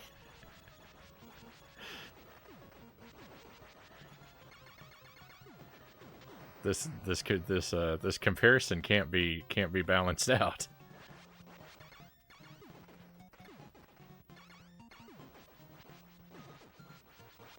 Yeah, compare yourself to who you were yesterday.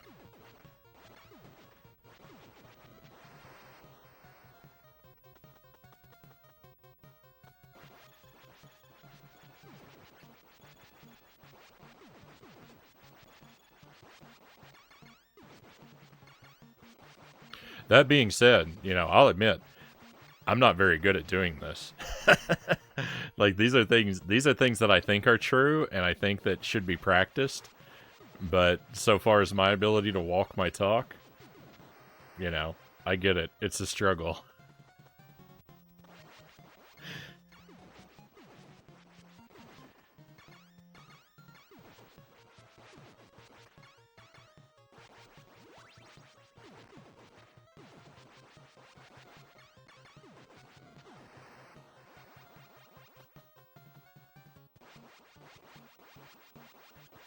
Another typical night streamer who just went live.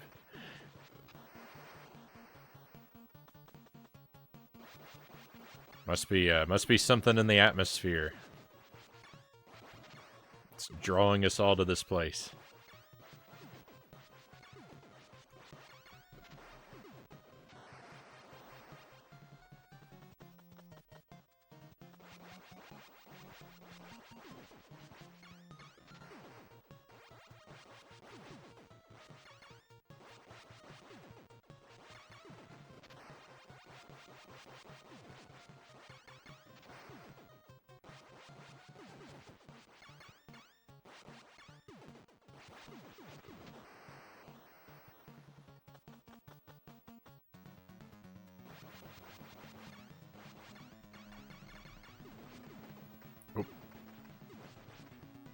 Couldn't get to that whole comment, but I think I know what you're saying, Sparrow. And yeah, I do that too.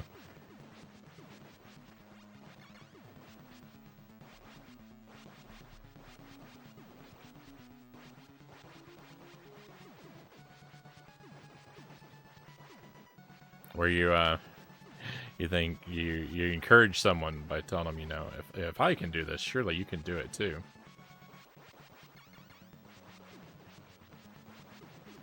And it's not necessarily an unuseful or untrue thing to tell people.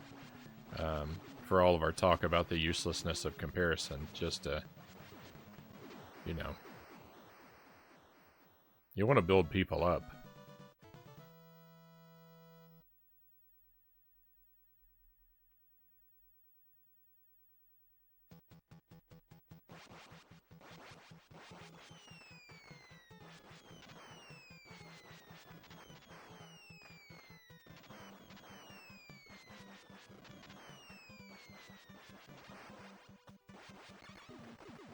So, no, there's a balance there, I guess.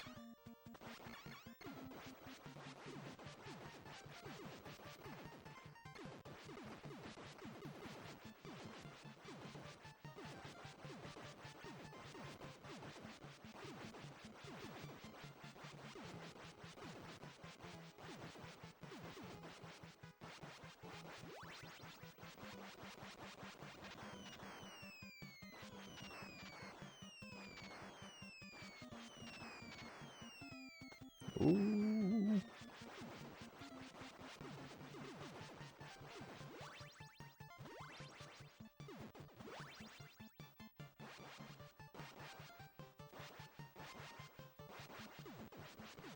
Whoa.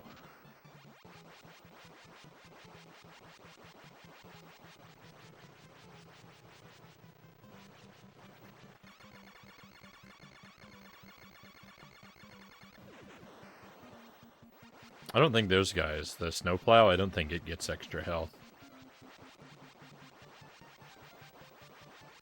Really the only enemy that I feel like is getting stronger with additional loops is are the mini boss and the boss on the last stage. Everyone else feels pretty much the same. You know, a little more frequent spawns, a little faster moving.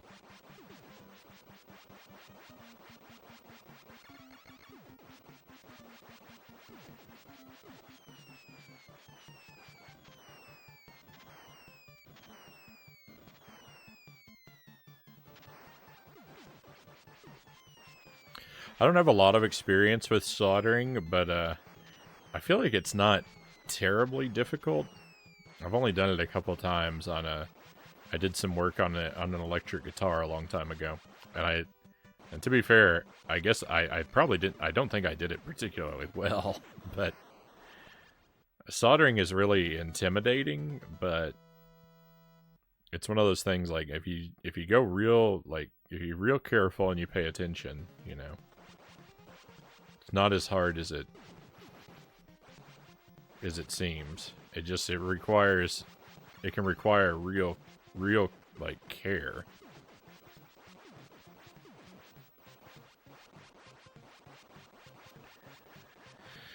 The game is supposed to get progressively more difficult with every loop. From what I've been told, I mean, it has gotten a little bit more difficult. I don't know that it's like... It's not super significantly different. Stage 8's the only stage where I really feel a difference. And we're on loop 6 right now. And I'm still on my first credit. I've bled a lot of lives, but I keep earning lives too, so at least for now we're good. At some point my ability to earn lives faster than I lose them will wear out, and this credit will die. And I don't intend to run the additional credits. I know that that could be something that we might be curious about, but I really only care about the first credit.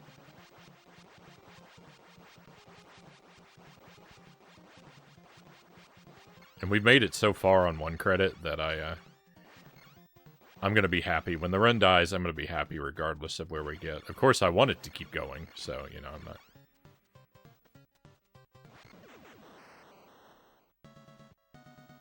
I'm not gonna purposely throw it away or anything. Because I don't know that I'm ever gonna do this again.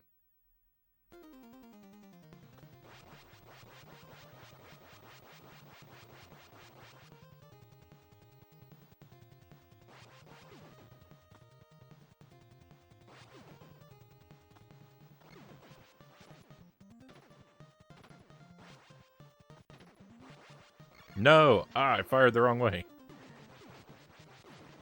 I'm always missing that.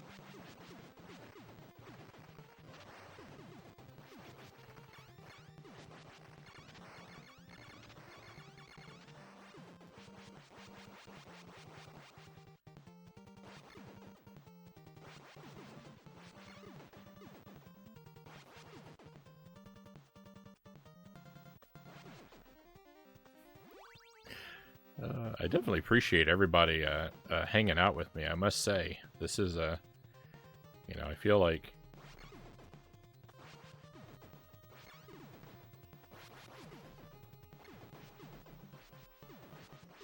It's really nice that you'd stick with me through so much of the same thing again and again. And, like, I know I play a lot of Contra, but now, like, now we're doing it in one, like, super concentrated burst here. So it's really nice of everybody to come along.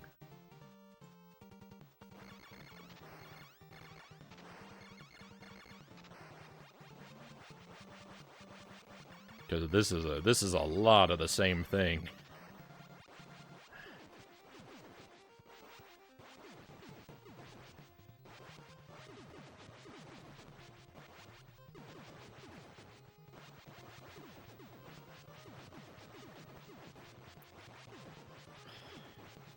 Felt like I was going to be there a while. I will address one more time, too. So, there is, you know, like, in order to prolong the run, I could, like I could spend a lot of time, like, hanging out in the same area, farming the same enemies, and grinding our point count up so I can keep earning more and more extra lives. You know, especially, like, on the behind-the-back stages, a lot of these places where the enemies spawn kind of infinitely. I could farm points, but I'm purposely not doing that. I'm trying not to do it. I do get stuck in a place for a while sometimes, like you just saw. But I don't really think it's in the spirit of the challenge to farm a bunch of additional extra lives. I'm just relying on the ones that we earn kind of naturally. Oh, no. Oh, rip. Oh, this might be the run where I don't make it through stage 8. This guy has got increasingly difficult. Without the advantage of the invincibility to wear him down a bit.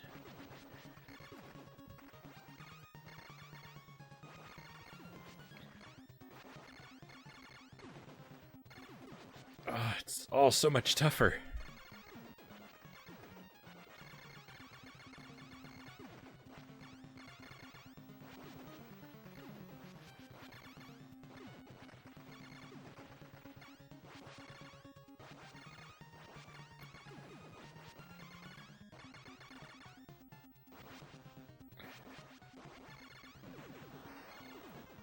Oh my goodness.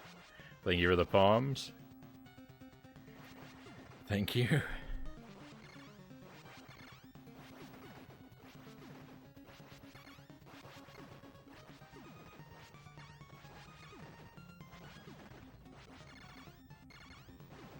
We're going slow. We're going slow. Slow and safe. Slow and slow and safe. Can't speak anymore. Thank you for those trophies. That's tough.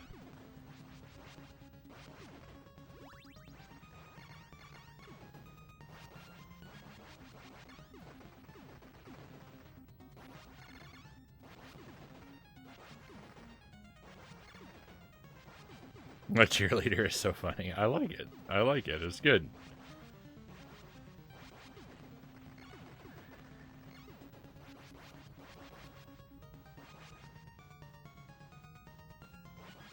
I mean, it wasn't really my idea. It wasn't really my idea. It was you. It was you and Cows that really did all the work there.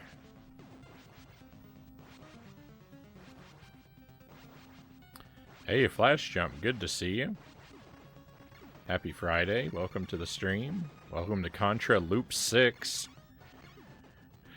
Have you ever played flight games? Do you mean like a flight simulator or like a Star Fox type game?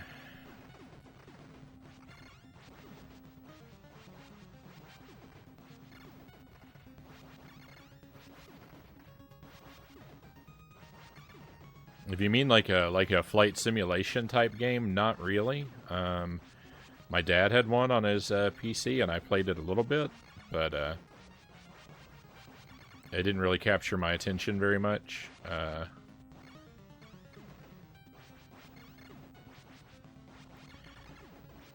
Star Fox I played. I like that quite a bit. If that's a flight game. Oh no. Either.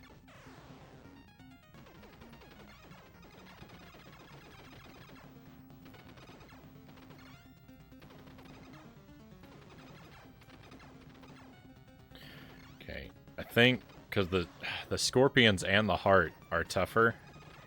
I think the thing to do is actually to hang back a little bit so that I can dance around the scorpions. I don't know. Yeah, because I can't kill the ones that are spawning anymore up close. Especially now that I lost the spread gun. Come on, we have to clear Loop 6. We did it. We cleared Loop 6.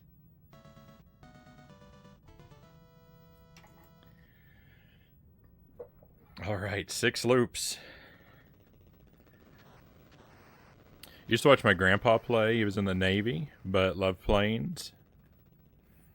Loved planes, ironically. I mean, there's a lot of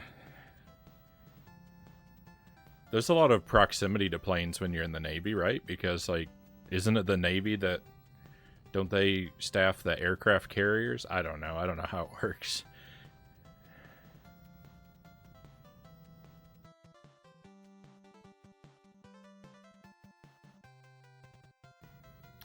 Yeah, Cows was cheering, and you said you were too. Yep.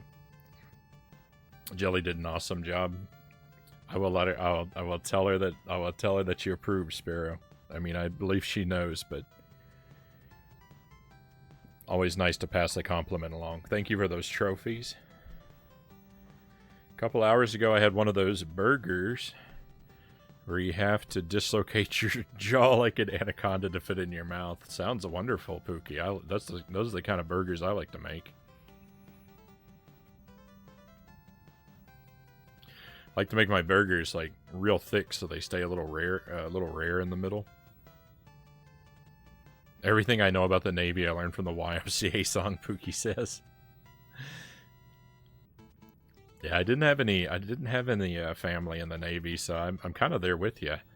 I don't really know I don't really know a lot about the sort of armed services. I know a little bit about the Army. Because my parents were in it, but even then they got out very shortly after I was born, so...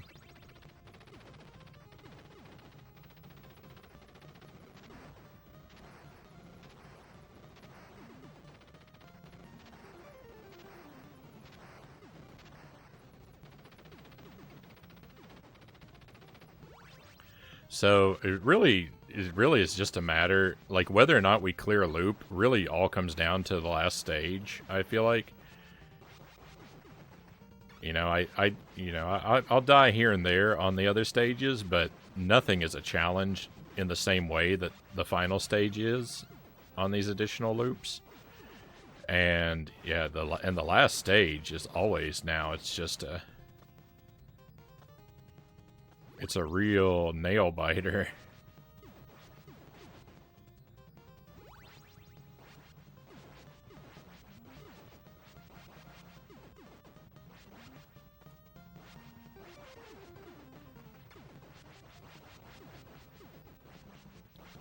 Can't decide which video game to play? May I recommend Contra?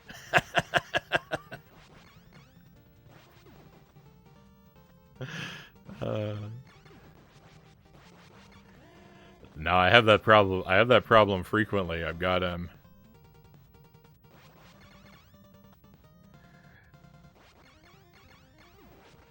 have the burden of too many games, and so I'm frequently paralyzed with indecision about what to play.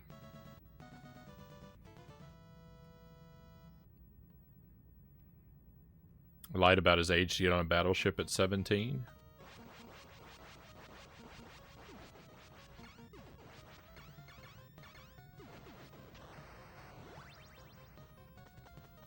I'll be honest, Contra is too difficult. I'm like, it's a tough game.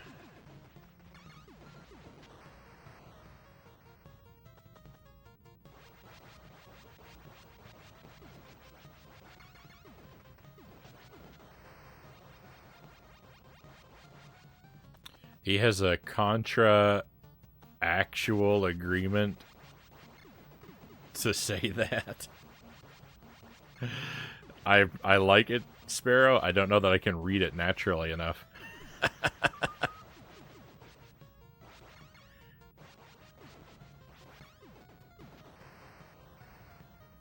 That's good.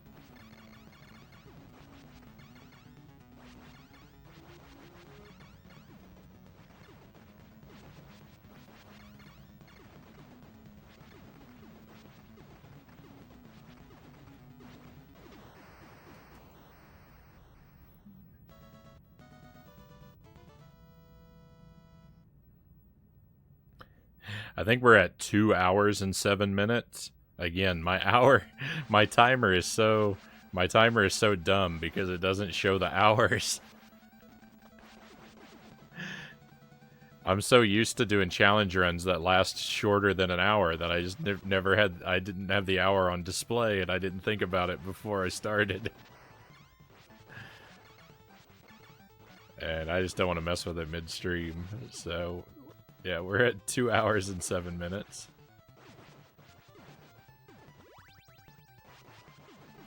If you've just come in and you think I just started, oh no, we're on loop 7.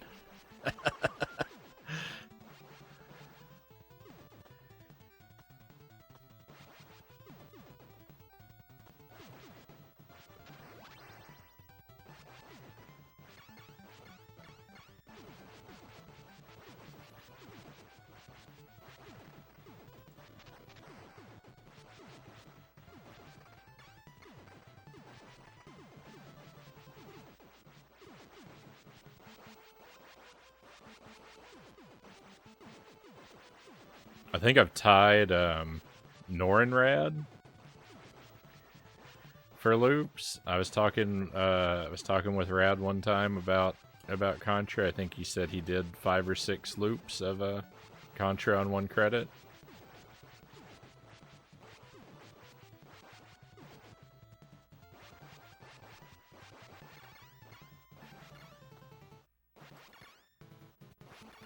I don't know. I hope I'm not selling him short.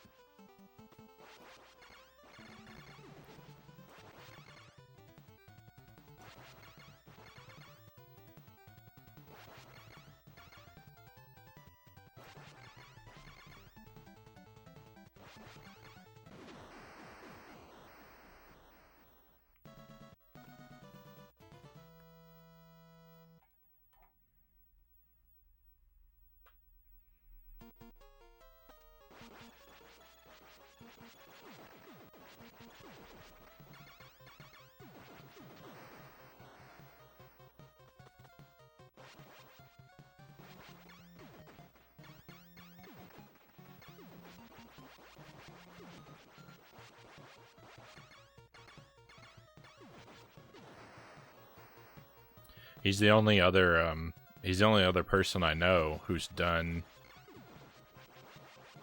multiple loops of Contra.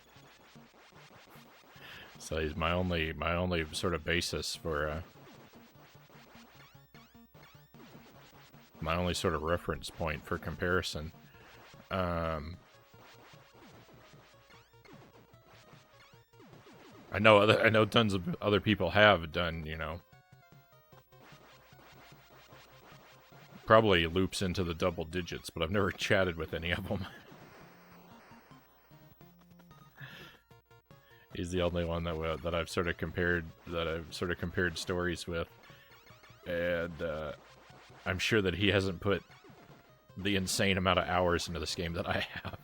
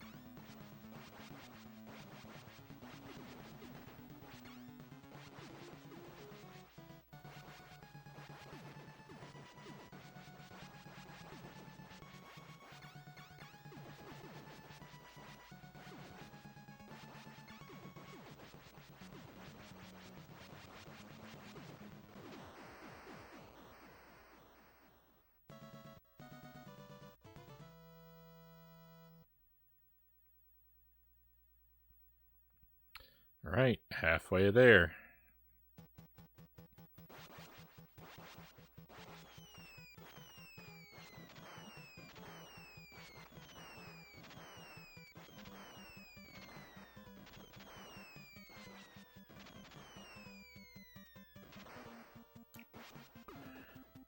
Thank goodness, I did not want to pick that up.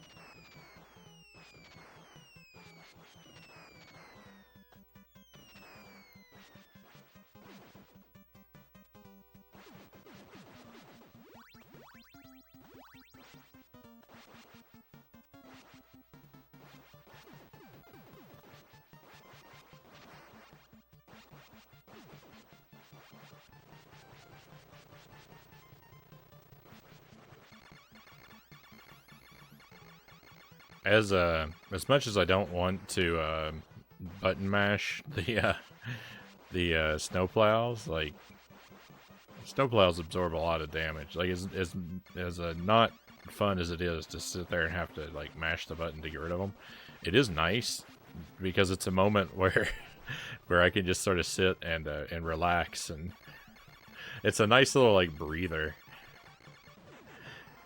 Like, yeah, I have to stand here and mash the button, but at least I don't have to, like, dodge anything or worry about anything. It's a safe area. It's nice to have somewhere safe to stand every once in a while.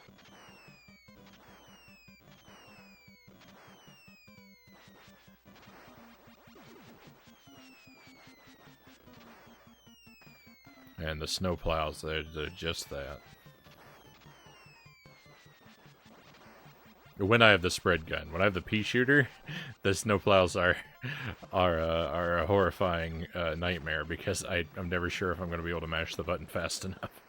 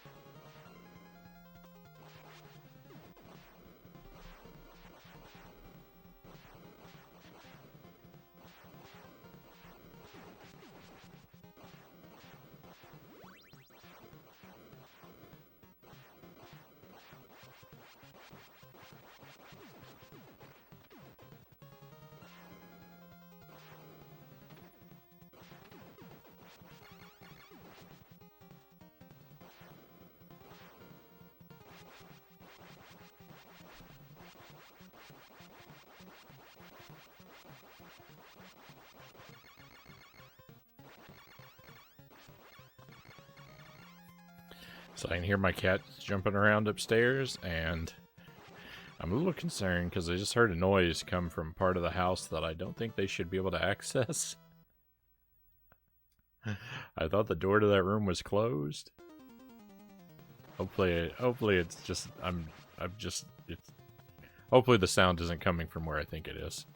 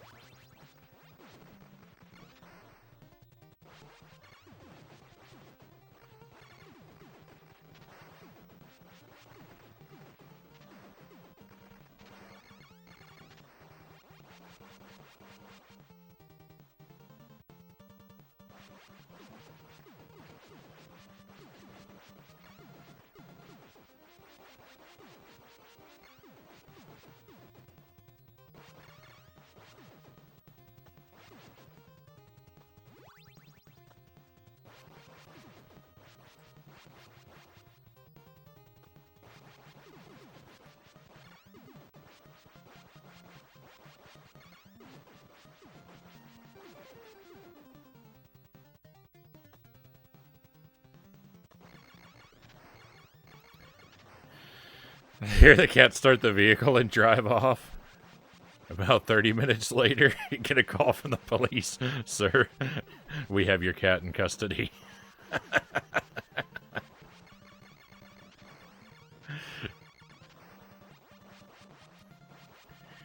I hope he hasn't committed a feline-o-knee. That sounded better in my head.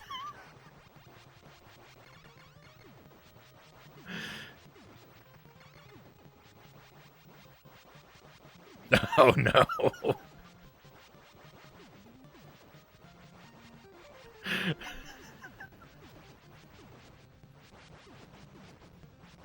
Yeah, thanks for being here. I should stop streaming now. Forever.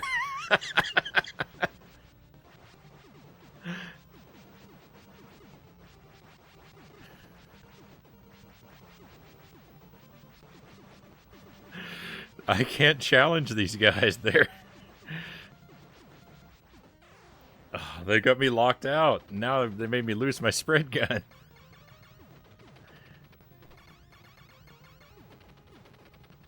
Beginning stream joke midstream. Hey, my beginning stream joke wasn't much better, if I'm being honest.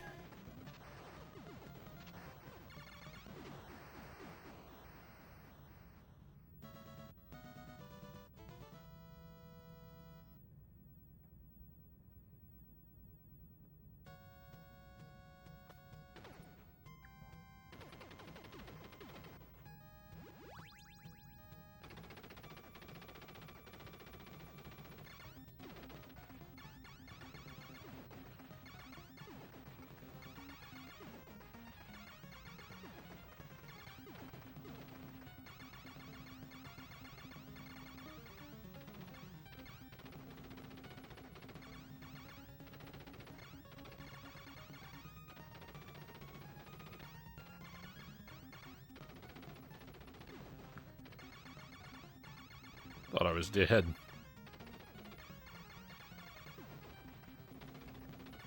Look at how much damage these guys take now. They're unassailable.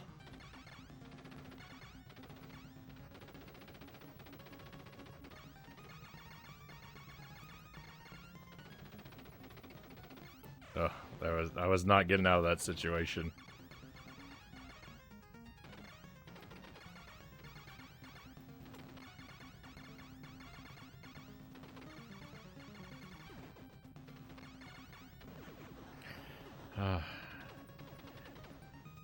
Man was not made to travel this deep into the heart of Contra.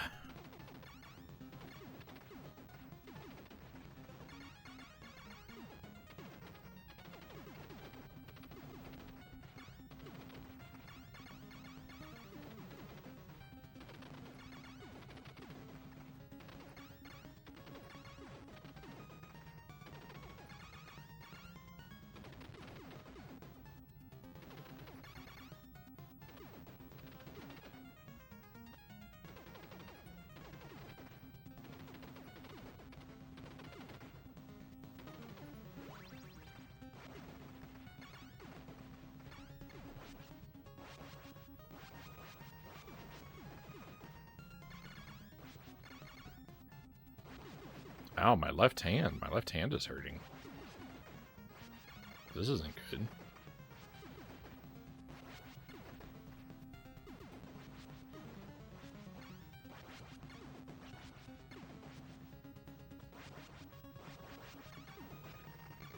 It's not even my mashing hand, it's my direction hand. What is going on?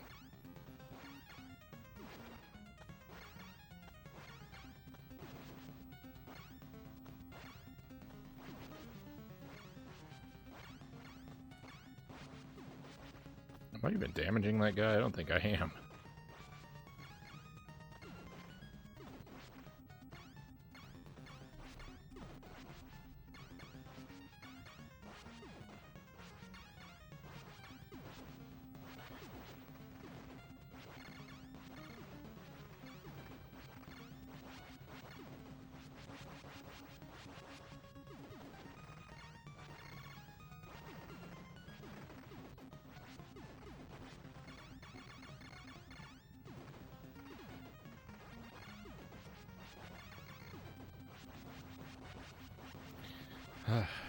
Shake off my D-pad hand always gets tired first, especially in a game with a lot of diagonals like this one. Fighting games too. I don't know that I've experienced this phenomenon before.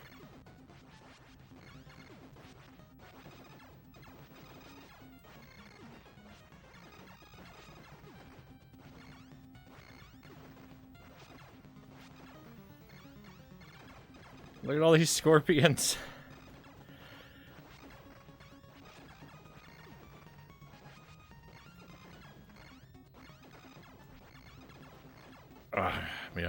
I know I was gonna lose a life there.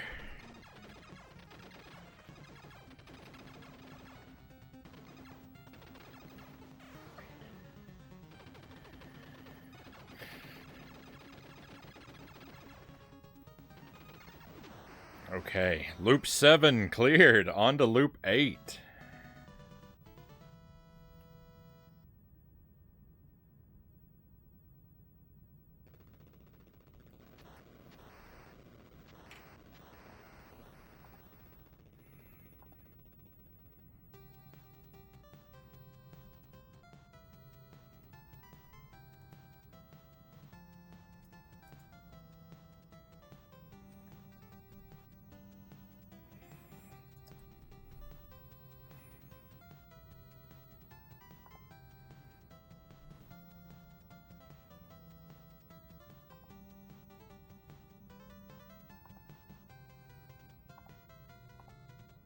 I changed the stream title to put the number of loops in the title.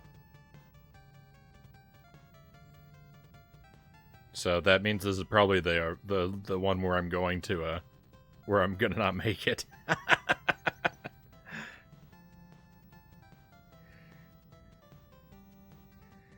You lay down a ton of damage before losing the spread, so that was a good last effort. Yeah, I think it was Spooky. Yeah, thank you. Yeah, I'm doing give myself a hand massage here. Or trying to. It's kind of a weird part of my hand that hurts. I don't want this to be what takes me down. I swear I'm not trying to make excuses. I'm happy because I'm happy. 7 loops. That's better than I expected to do.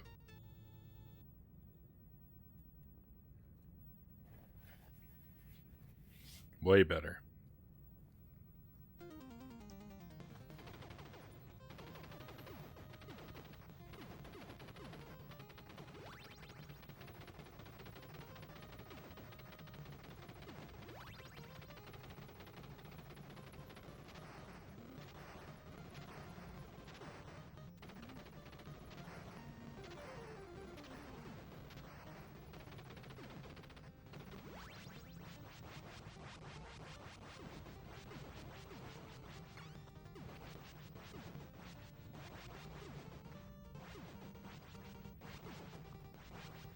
I don't know if that the game actually continues to get harder, because like I feel like I've heard that it gets harder until loop 5, and then I think it's supposed to cap.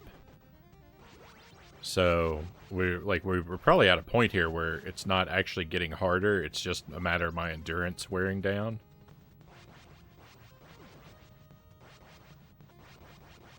But I mean, either way, it's still a growing challenge.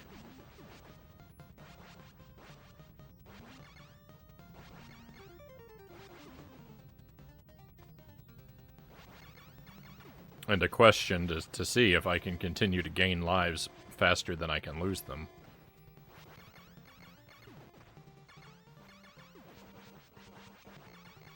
Well, not faster than I can lose them, right? I can intentionally throw them away faster than I will lose them.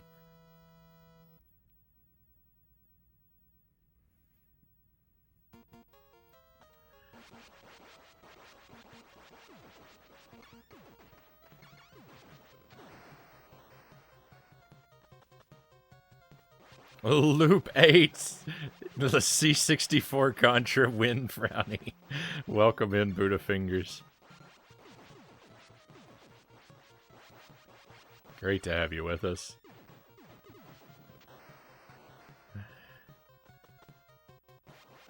When they make a joystick with a space bar, I'll revisit C64 Contra.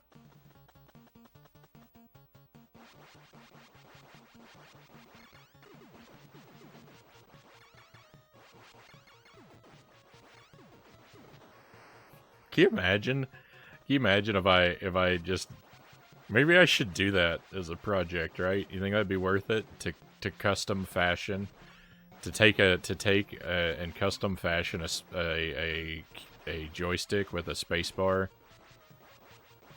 You know, just like break the spacebar off of a keyboard essentially and glue it to a joystick to make myself a C64 Contra controller.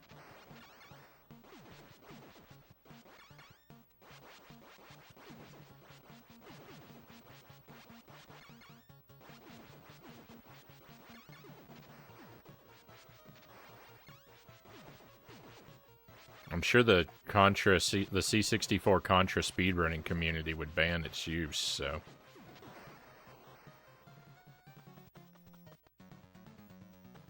If I make a joystick with a spacebar, you're in?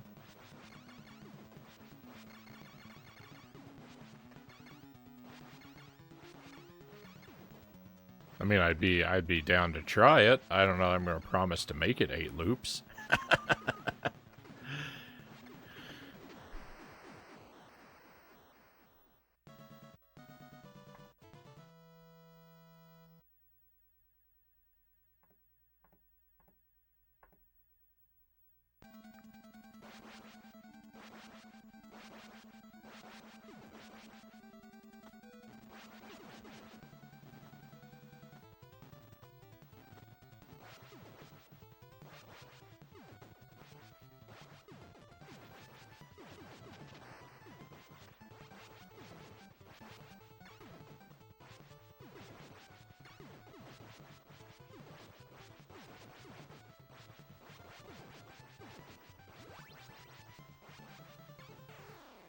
Yuck.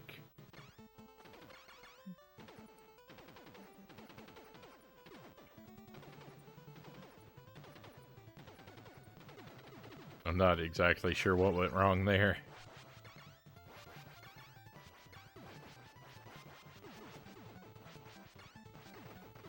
Clearly I was the error in the equation, but I don't know how it is I made that mistake. I feel dumb.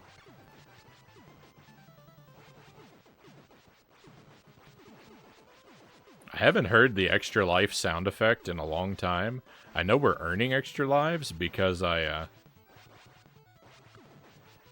keep dying. But it's been a while since I've heard the sound effect.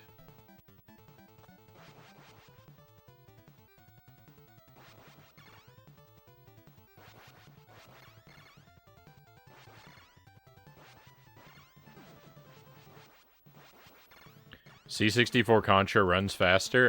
It kind of does. I think it does. But everything runs faster on my C64 Mini, because I'm always running PAL versions of games in NTSC. I think that's what I'm doing. So they're always sped up.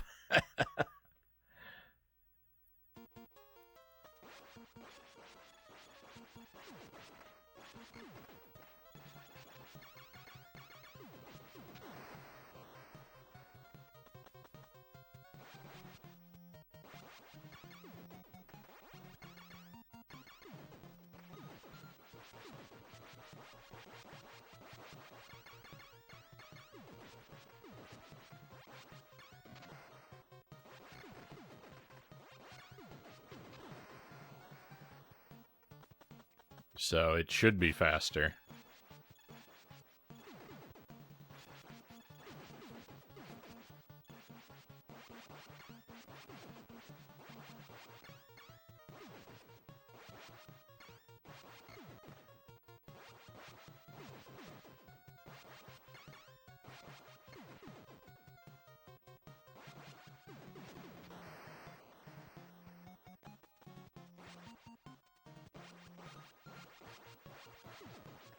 We've gone through all these loops, and I haven't touched this electric wire once yet today. I wonder when that's going to happen.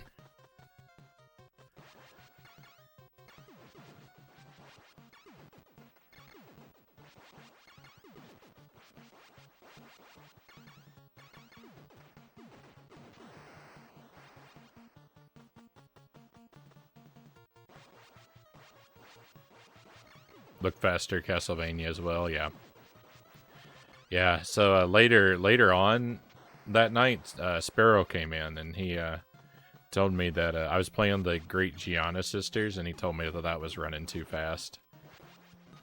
But see, since a lot of these are games I've never played, or they're games I haven't played in a super long time, I don't really have a basis for comparison, so I don't notice the speed differences a lot of times. And it was like, well, I've never seen it any other way, so this is how it is for me.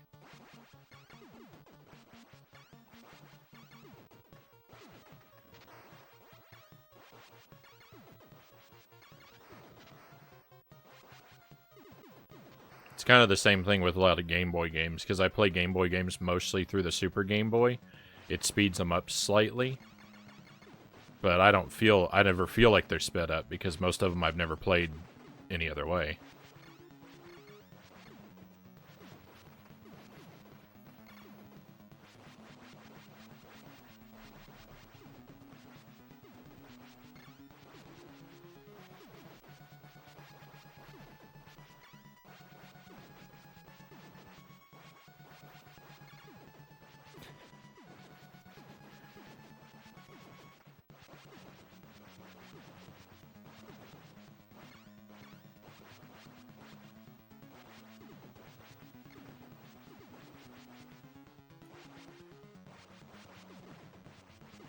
No, on the Super Nintendo, it's a very minor speed increase. The Super Game Boy runs like 2% faster than the regular Game Boy.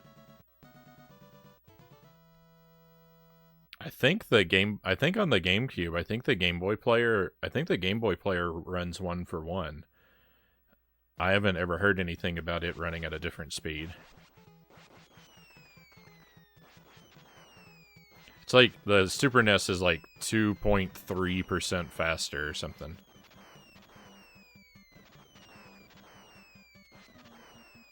Yeah, they're clock mods for it.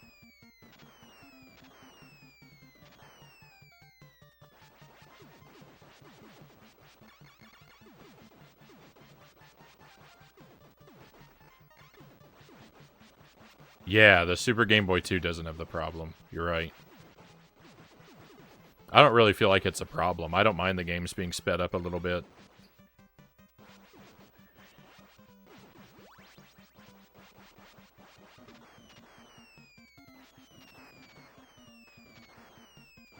If anything, I think it kind of helps.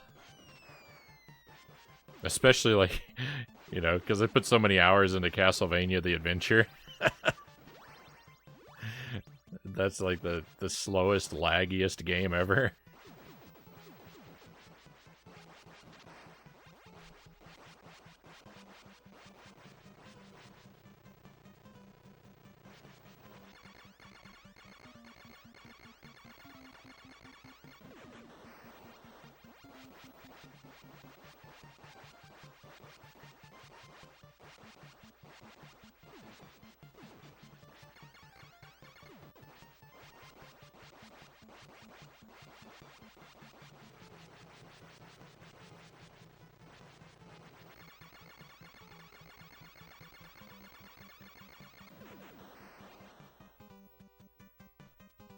Excuse me.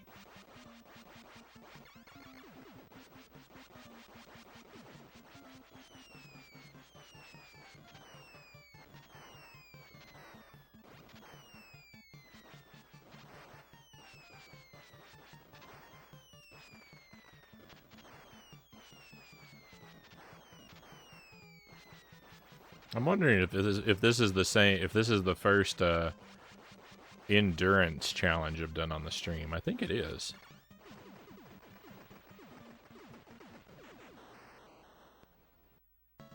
Where my goal has just been to see how long I can do something, or how long I can keep something alive.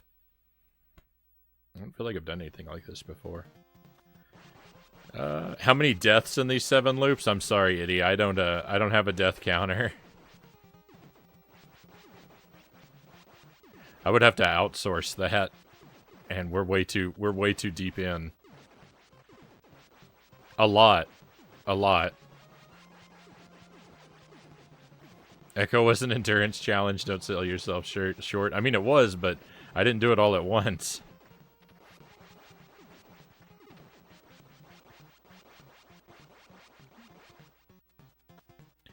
And no, I just think about it because, like, I know that people have done joke streams of things like Desert Bus, and I mean, I don't really want to do Desert Bus because, I mean, mostly because it's already been done by lots of people lots of times. But I see things like that sometimes, and I think I have the right kind of personality that I could probably do a stream like that.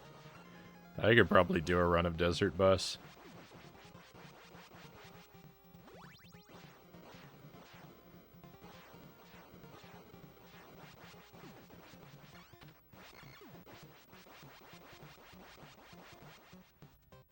if I really set my mind to it.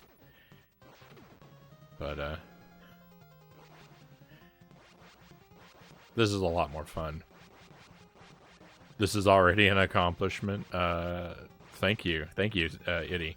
So yeah, the point was never to worry about the death count outside of just not wanting to lose my first credit. When I see the game over screen, we're done. I'm not going to use any of the continues, but you know, I'm more than happy to lose any extra lives, and they're all extra lives that I'm earning them without like. Because I've said this a couple of times, I could sit in one area and try and farm points to build up extra lives, you know, faster or something like that. And I mean, I do get stuck in one area killing a lot of enemies on repeat for a while, but that's because I'm legitimately stuck. I'm not going to try and do any life farming, basically. I feel like that's not in the spirit of the challenge.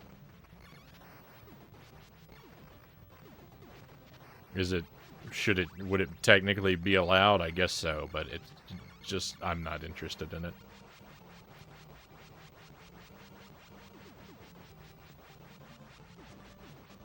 Yeah, hand inside the bus. Let's go. It would be really boring, desert bus stream. If I did it, it would be probably the most boring version of that stream, though. Because like I know other streamers like to they'll play music and show clips and stuff like that during things like that, and on my stream it would be nothing but gameplay.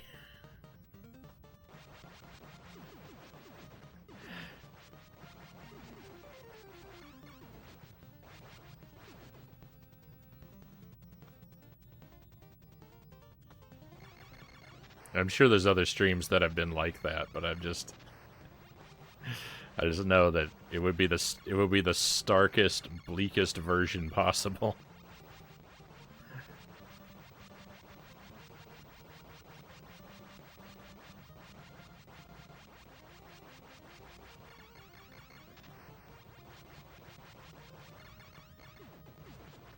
You wouldn't even have sound alerts to break up the monotony.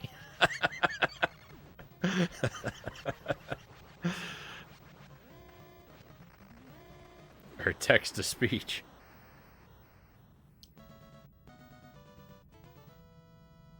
Big brain idea.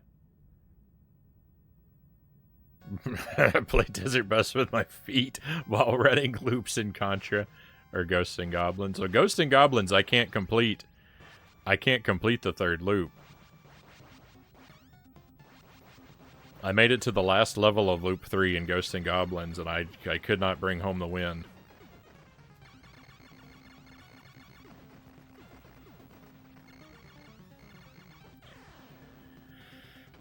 I got dumb there. I got smart, I think, because I think that jumping was getting more bullets to land, because I noticed, you know, a big stream of my spread shot was just going right past him. I think jumping was a good idea, but I should have paid more attention. I was so focused on is this a good idea, that I didn't focus on performing it well.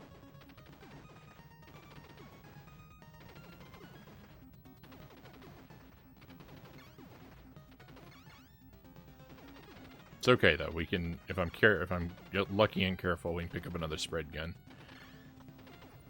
I'm fighting this guy for a lifetime. What am I doing? Come on, get out of my way, man.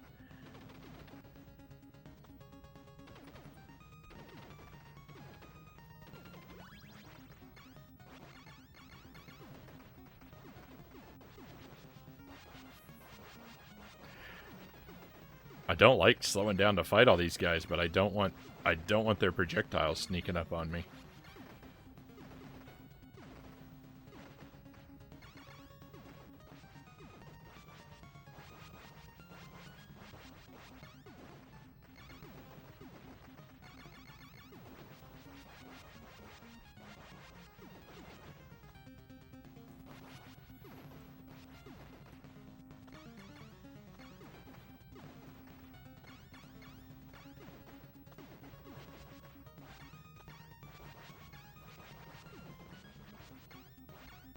Oh no. This is bad. I fell down.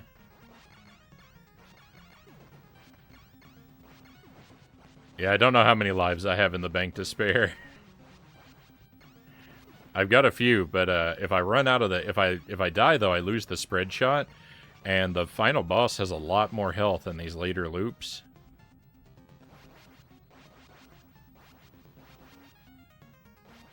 So I might not have as many... I don't have as many lives to spare as it looks like. You know, if we were on loop... If we were on, like loop 1, 2, or 3 or something, you know, if we were on the early loops, 4 lives in the bank, I wouldn't be worried at all. This late in the game, 4 lives in the bank is nothing if I lose my spread gun.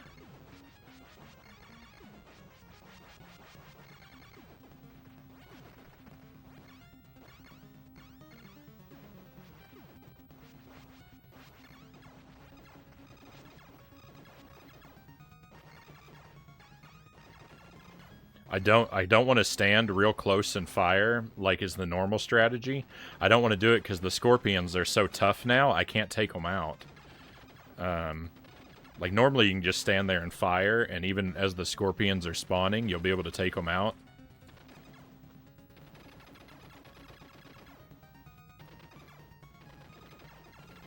But they have extra health now too. I'm bleeding lives. Look, we're running out. So yeah, I've got to back away and jump. This might be it. This might be the end. Ah, we did it. We did another loop.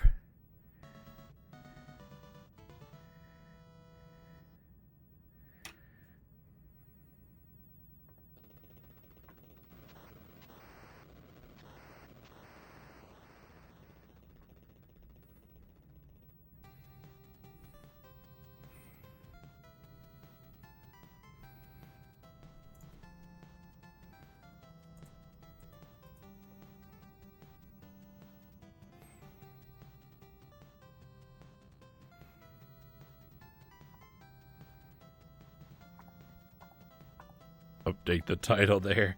Close victory, well done. Thank you. 8 loops might be it. I think we're at my limit.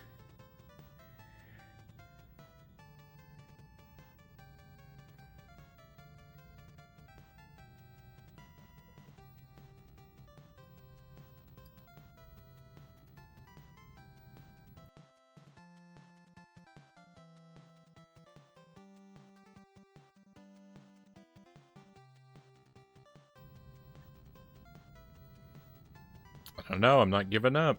I'm not giving up. If I do well, I can earn a few lives back. Maybe not as many as we need, but I'm going to do my best.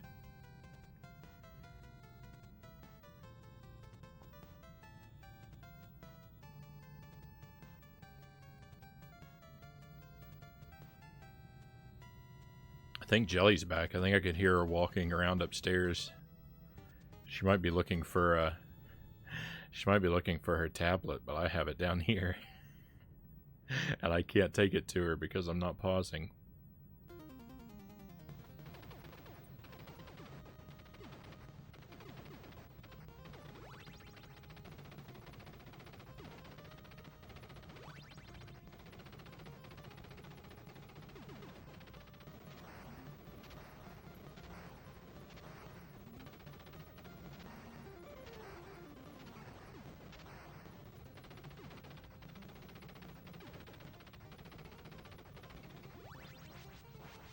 Oh no! Oh no!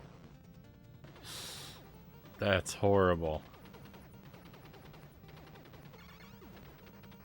I might not make it very far into this loop.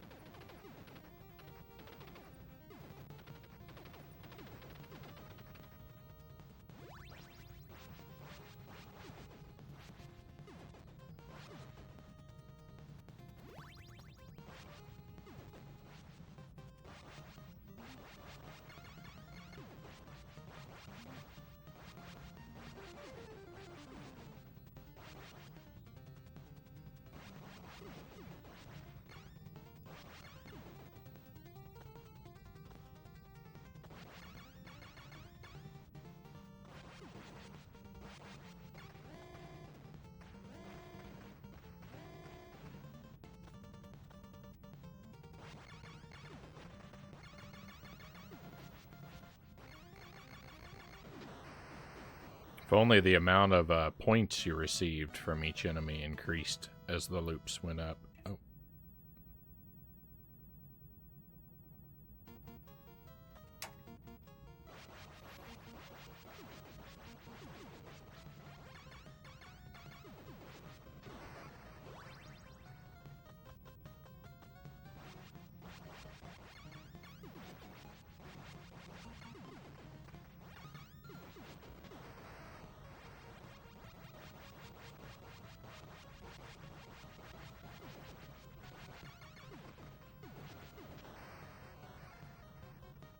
It's really sad. It's really sad to have lost a life on stage 1.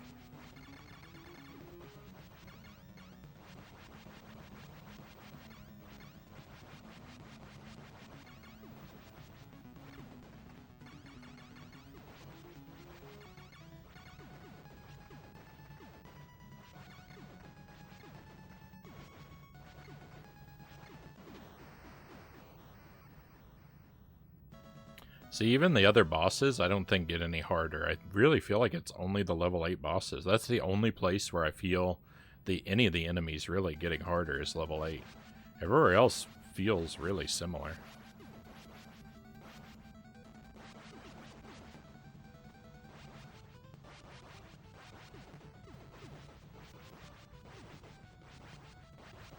A little, like, everything moves a little faster and enemies spawn a little more frequently, but they're all very, very subtle changes.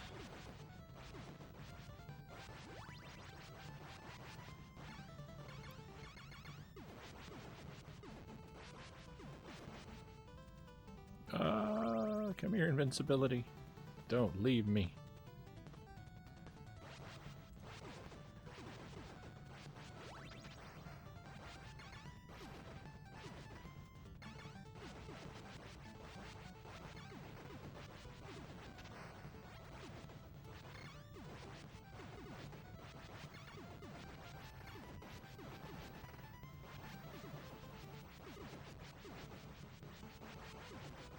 Now imagine how far we could have gotten if I put in the Konami code.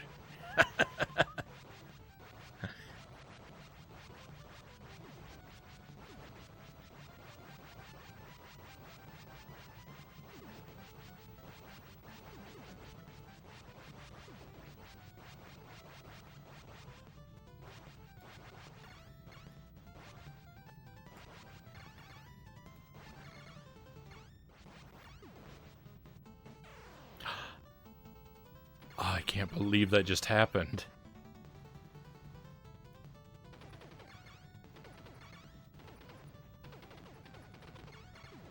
Oh, that's heartbreaking.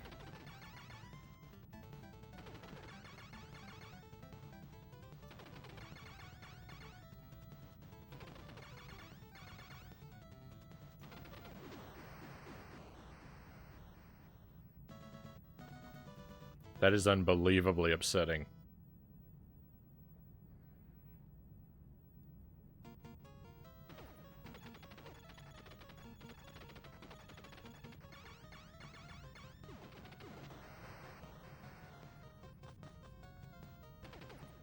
So, can I get to double digits? I don't think so.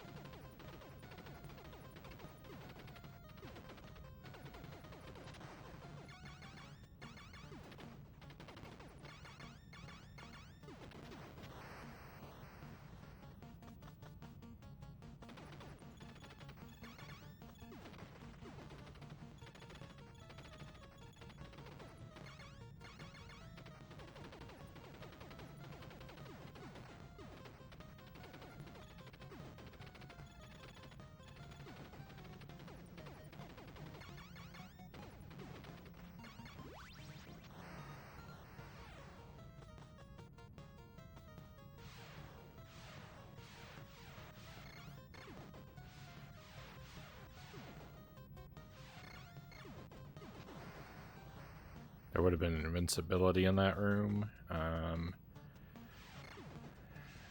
think there's a rapid fire in this room. Probably... Oh, I was thinking I was probably going to miss it, but nope, we got it. Okay, and I think the next room is another spread gun.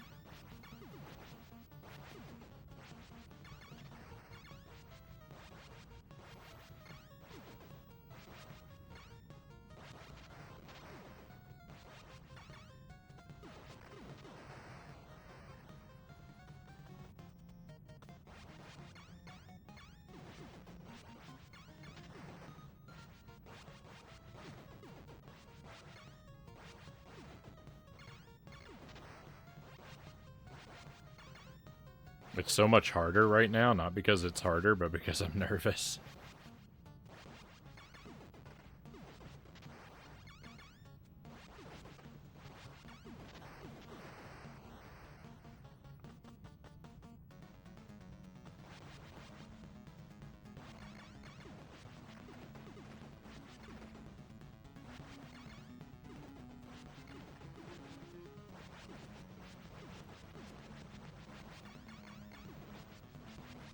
The no life farming policy was a bad decision.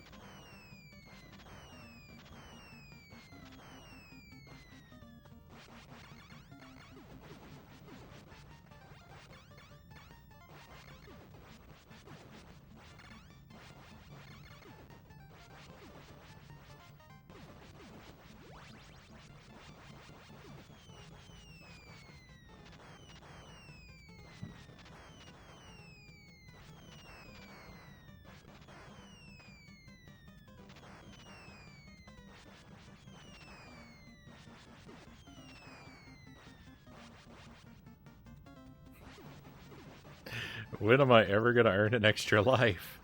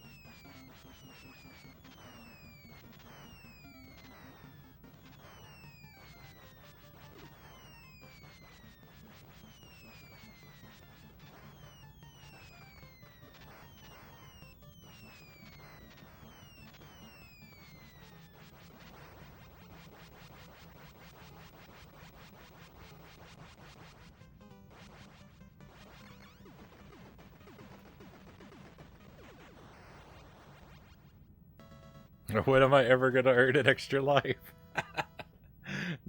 None of these enemies are worth anything.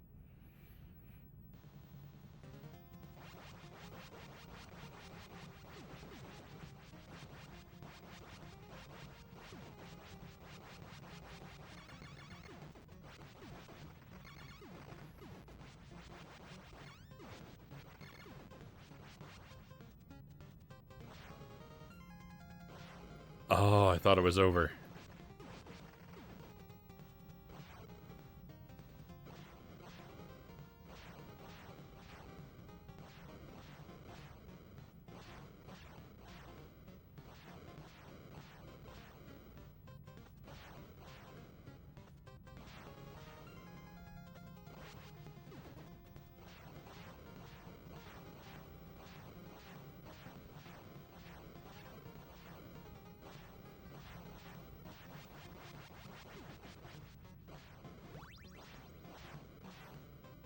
Hello, Jelly. I can't pause or anything. Yeah, I thought that's what you'd want.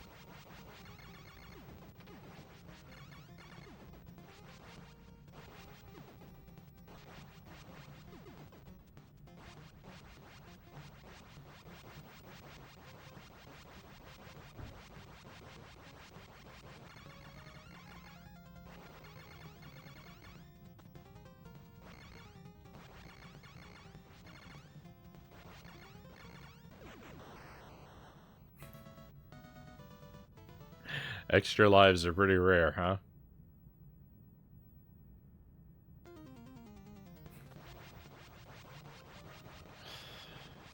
Hello, Jelly. No worries. I figured you would come down to get it eventually.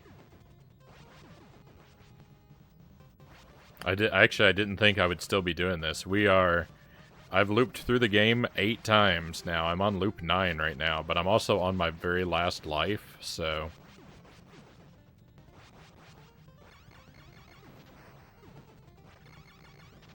Unless you've got some good luck for me, you might not get to see a whole lot of Contra. I've already played a whole lot. My timer down there, I forgot to show the, I forgot to display the hours on my timer. So it's only been showing the minutes. We're 3 hours in.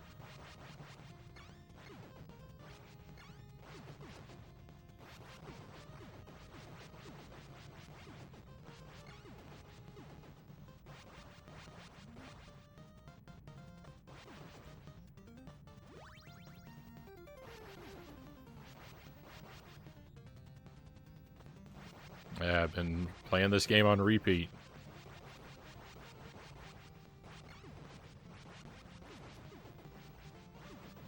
Yeah, I don't think I believe in extra lives anymore.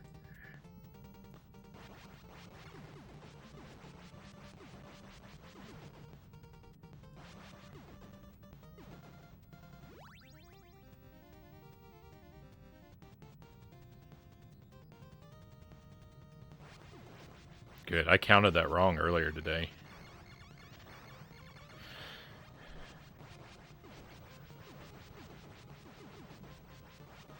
Okay, I lost a life around, not around here, but in the area right after this. I lost a life there earlier, not that long ago, so...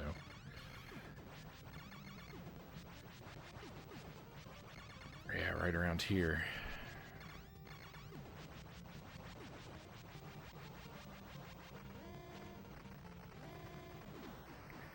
Oh, come on, that's at least 3 stages and no extra lives earned.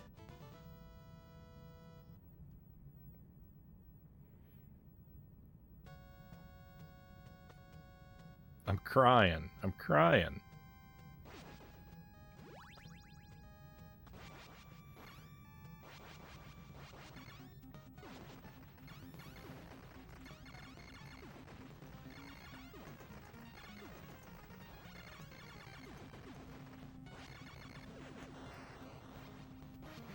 That was good. Jumping there. I should have been jumping all along. I can't believe what a difference that made.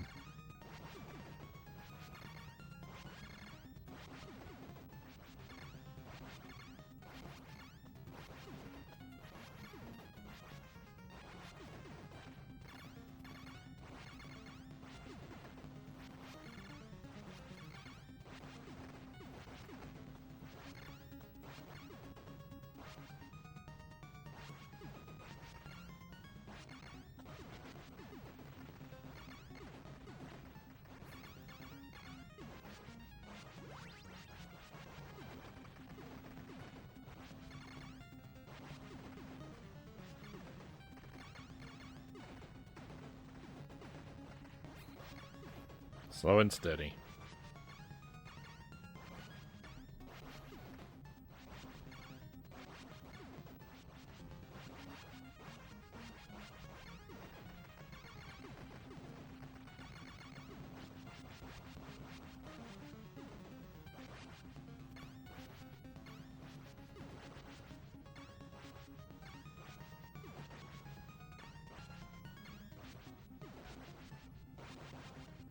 Come on, doesn't matter if it takes all day.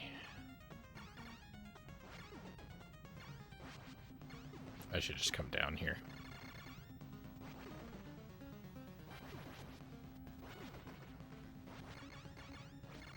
Yeah, I think that was the thing to do.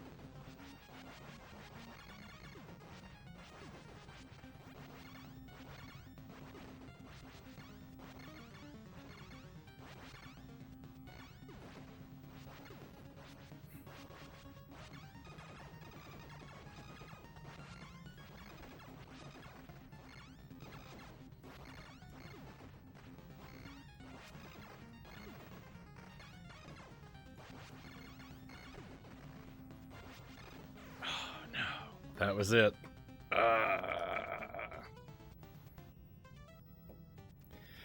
8 loops. 8 loops is all ahead of me. Thank you for the GG Buddha fingers. I really would have liked to gotten that 9th one, but I didn't have 9 in me. 8 is pretty good though. Scratch out the 9 on my piece of paper. I'm gonna write down my high score.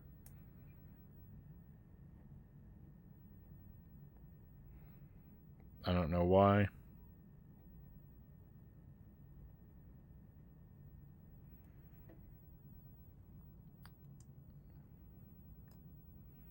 I'll make it my pin next time I get a new cell phone.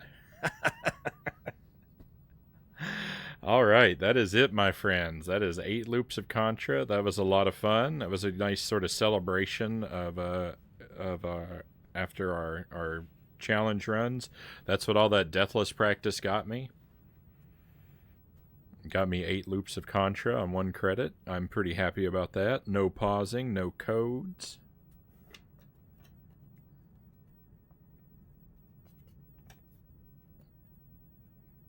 I'm sure there's plenty of people out there that can do more loops, but I'll be satisfied with 8. So thank you for joining me for this, my friends.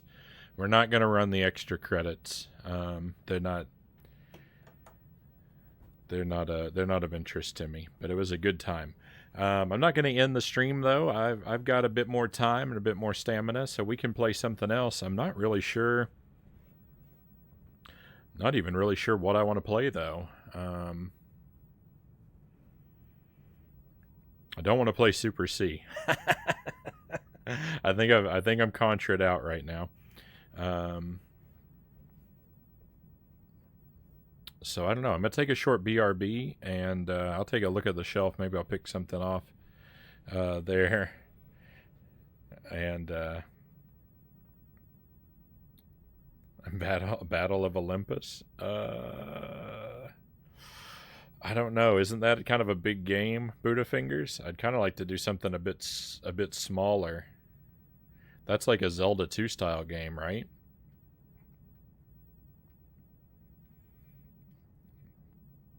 I'd like to gravitate towards something. I'd like to gravitate towards something that can be done in like 2 to 3 hours.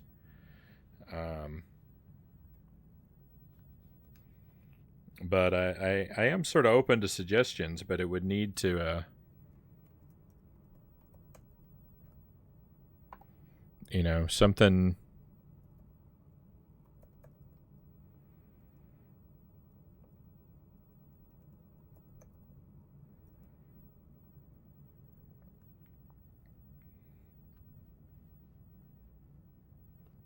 something that that fits in there. But let me take that BRB Air Fortress. What's Air Fortress for? I don't even know what that is.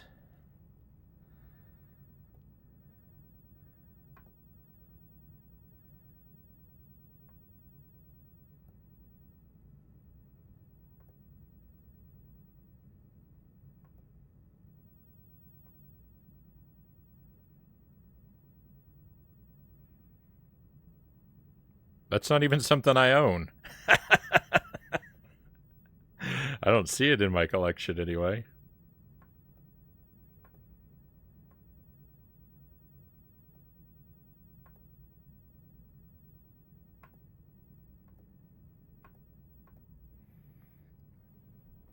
Remember, I'm working within limitations here.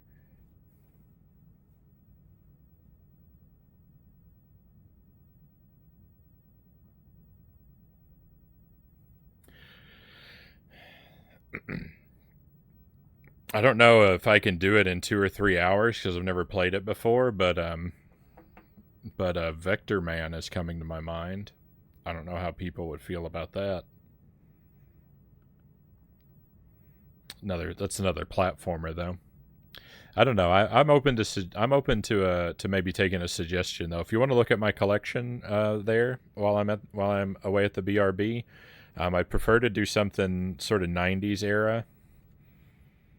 But from the NES to N64, though it doesn't have to be Nintendo. I'd prefer that range, and yeah, something that I could probably do in a 2 or 3 hour sitting would be preferable, but not necessarily mandatory. Just nothing that we know is like a big expansive kind of thing. And yeah, let me take that BRB one more time. Thank you for being here for Contra. I hope you've had fun. Repeating the same 8 stages. That's what 64 stages cleared, plus some. I had a good time, and I really appreciate you being here. And yeah, just hang around through the BRB if you want to join me for some more, and I'll see you again in a few minutes.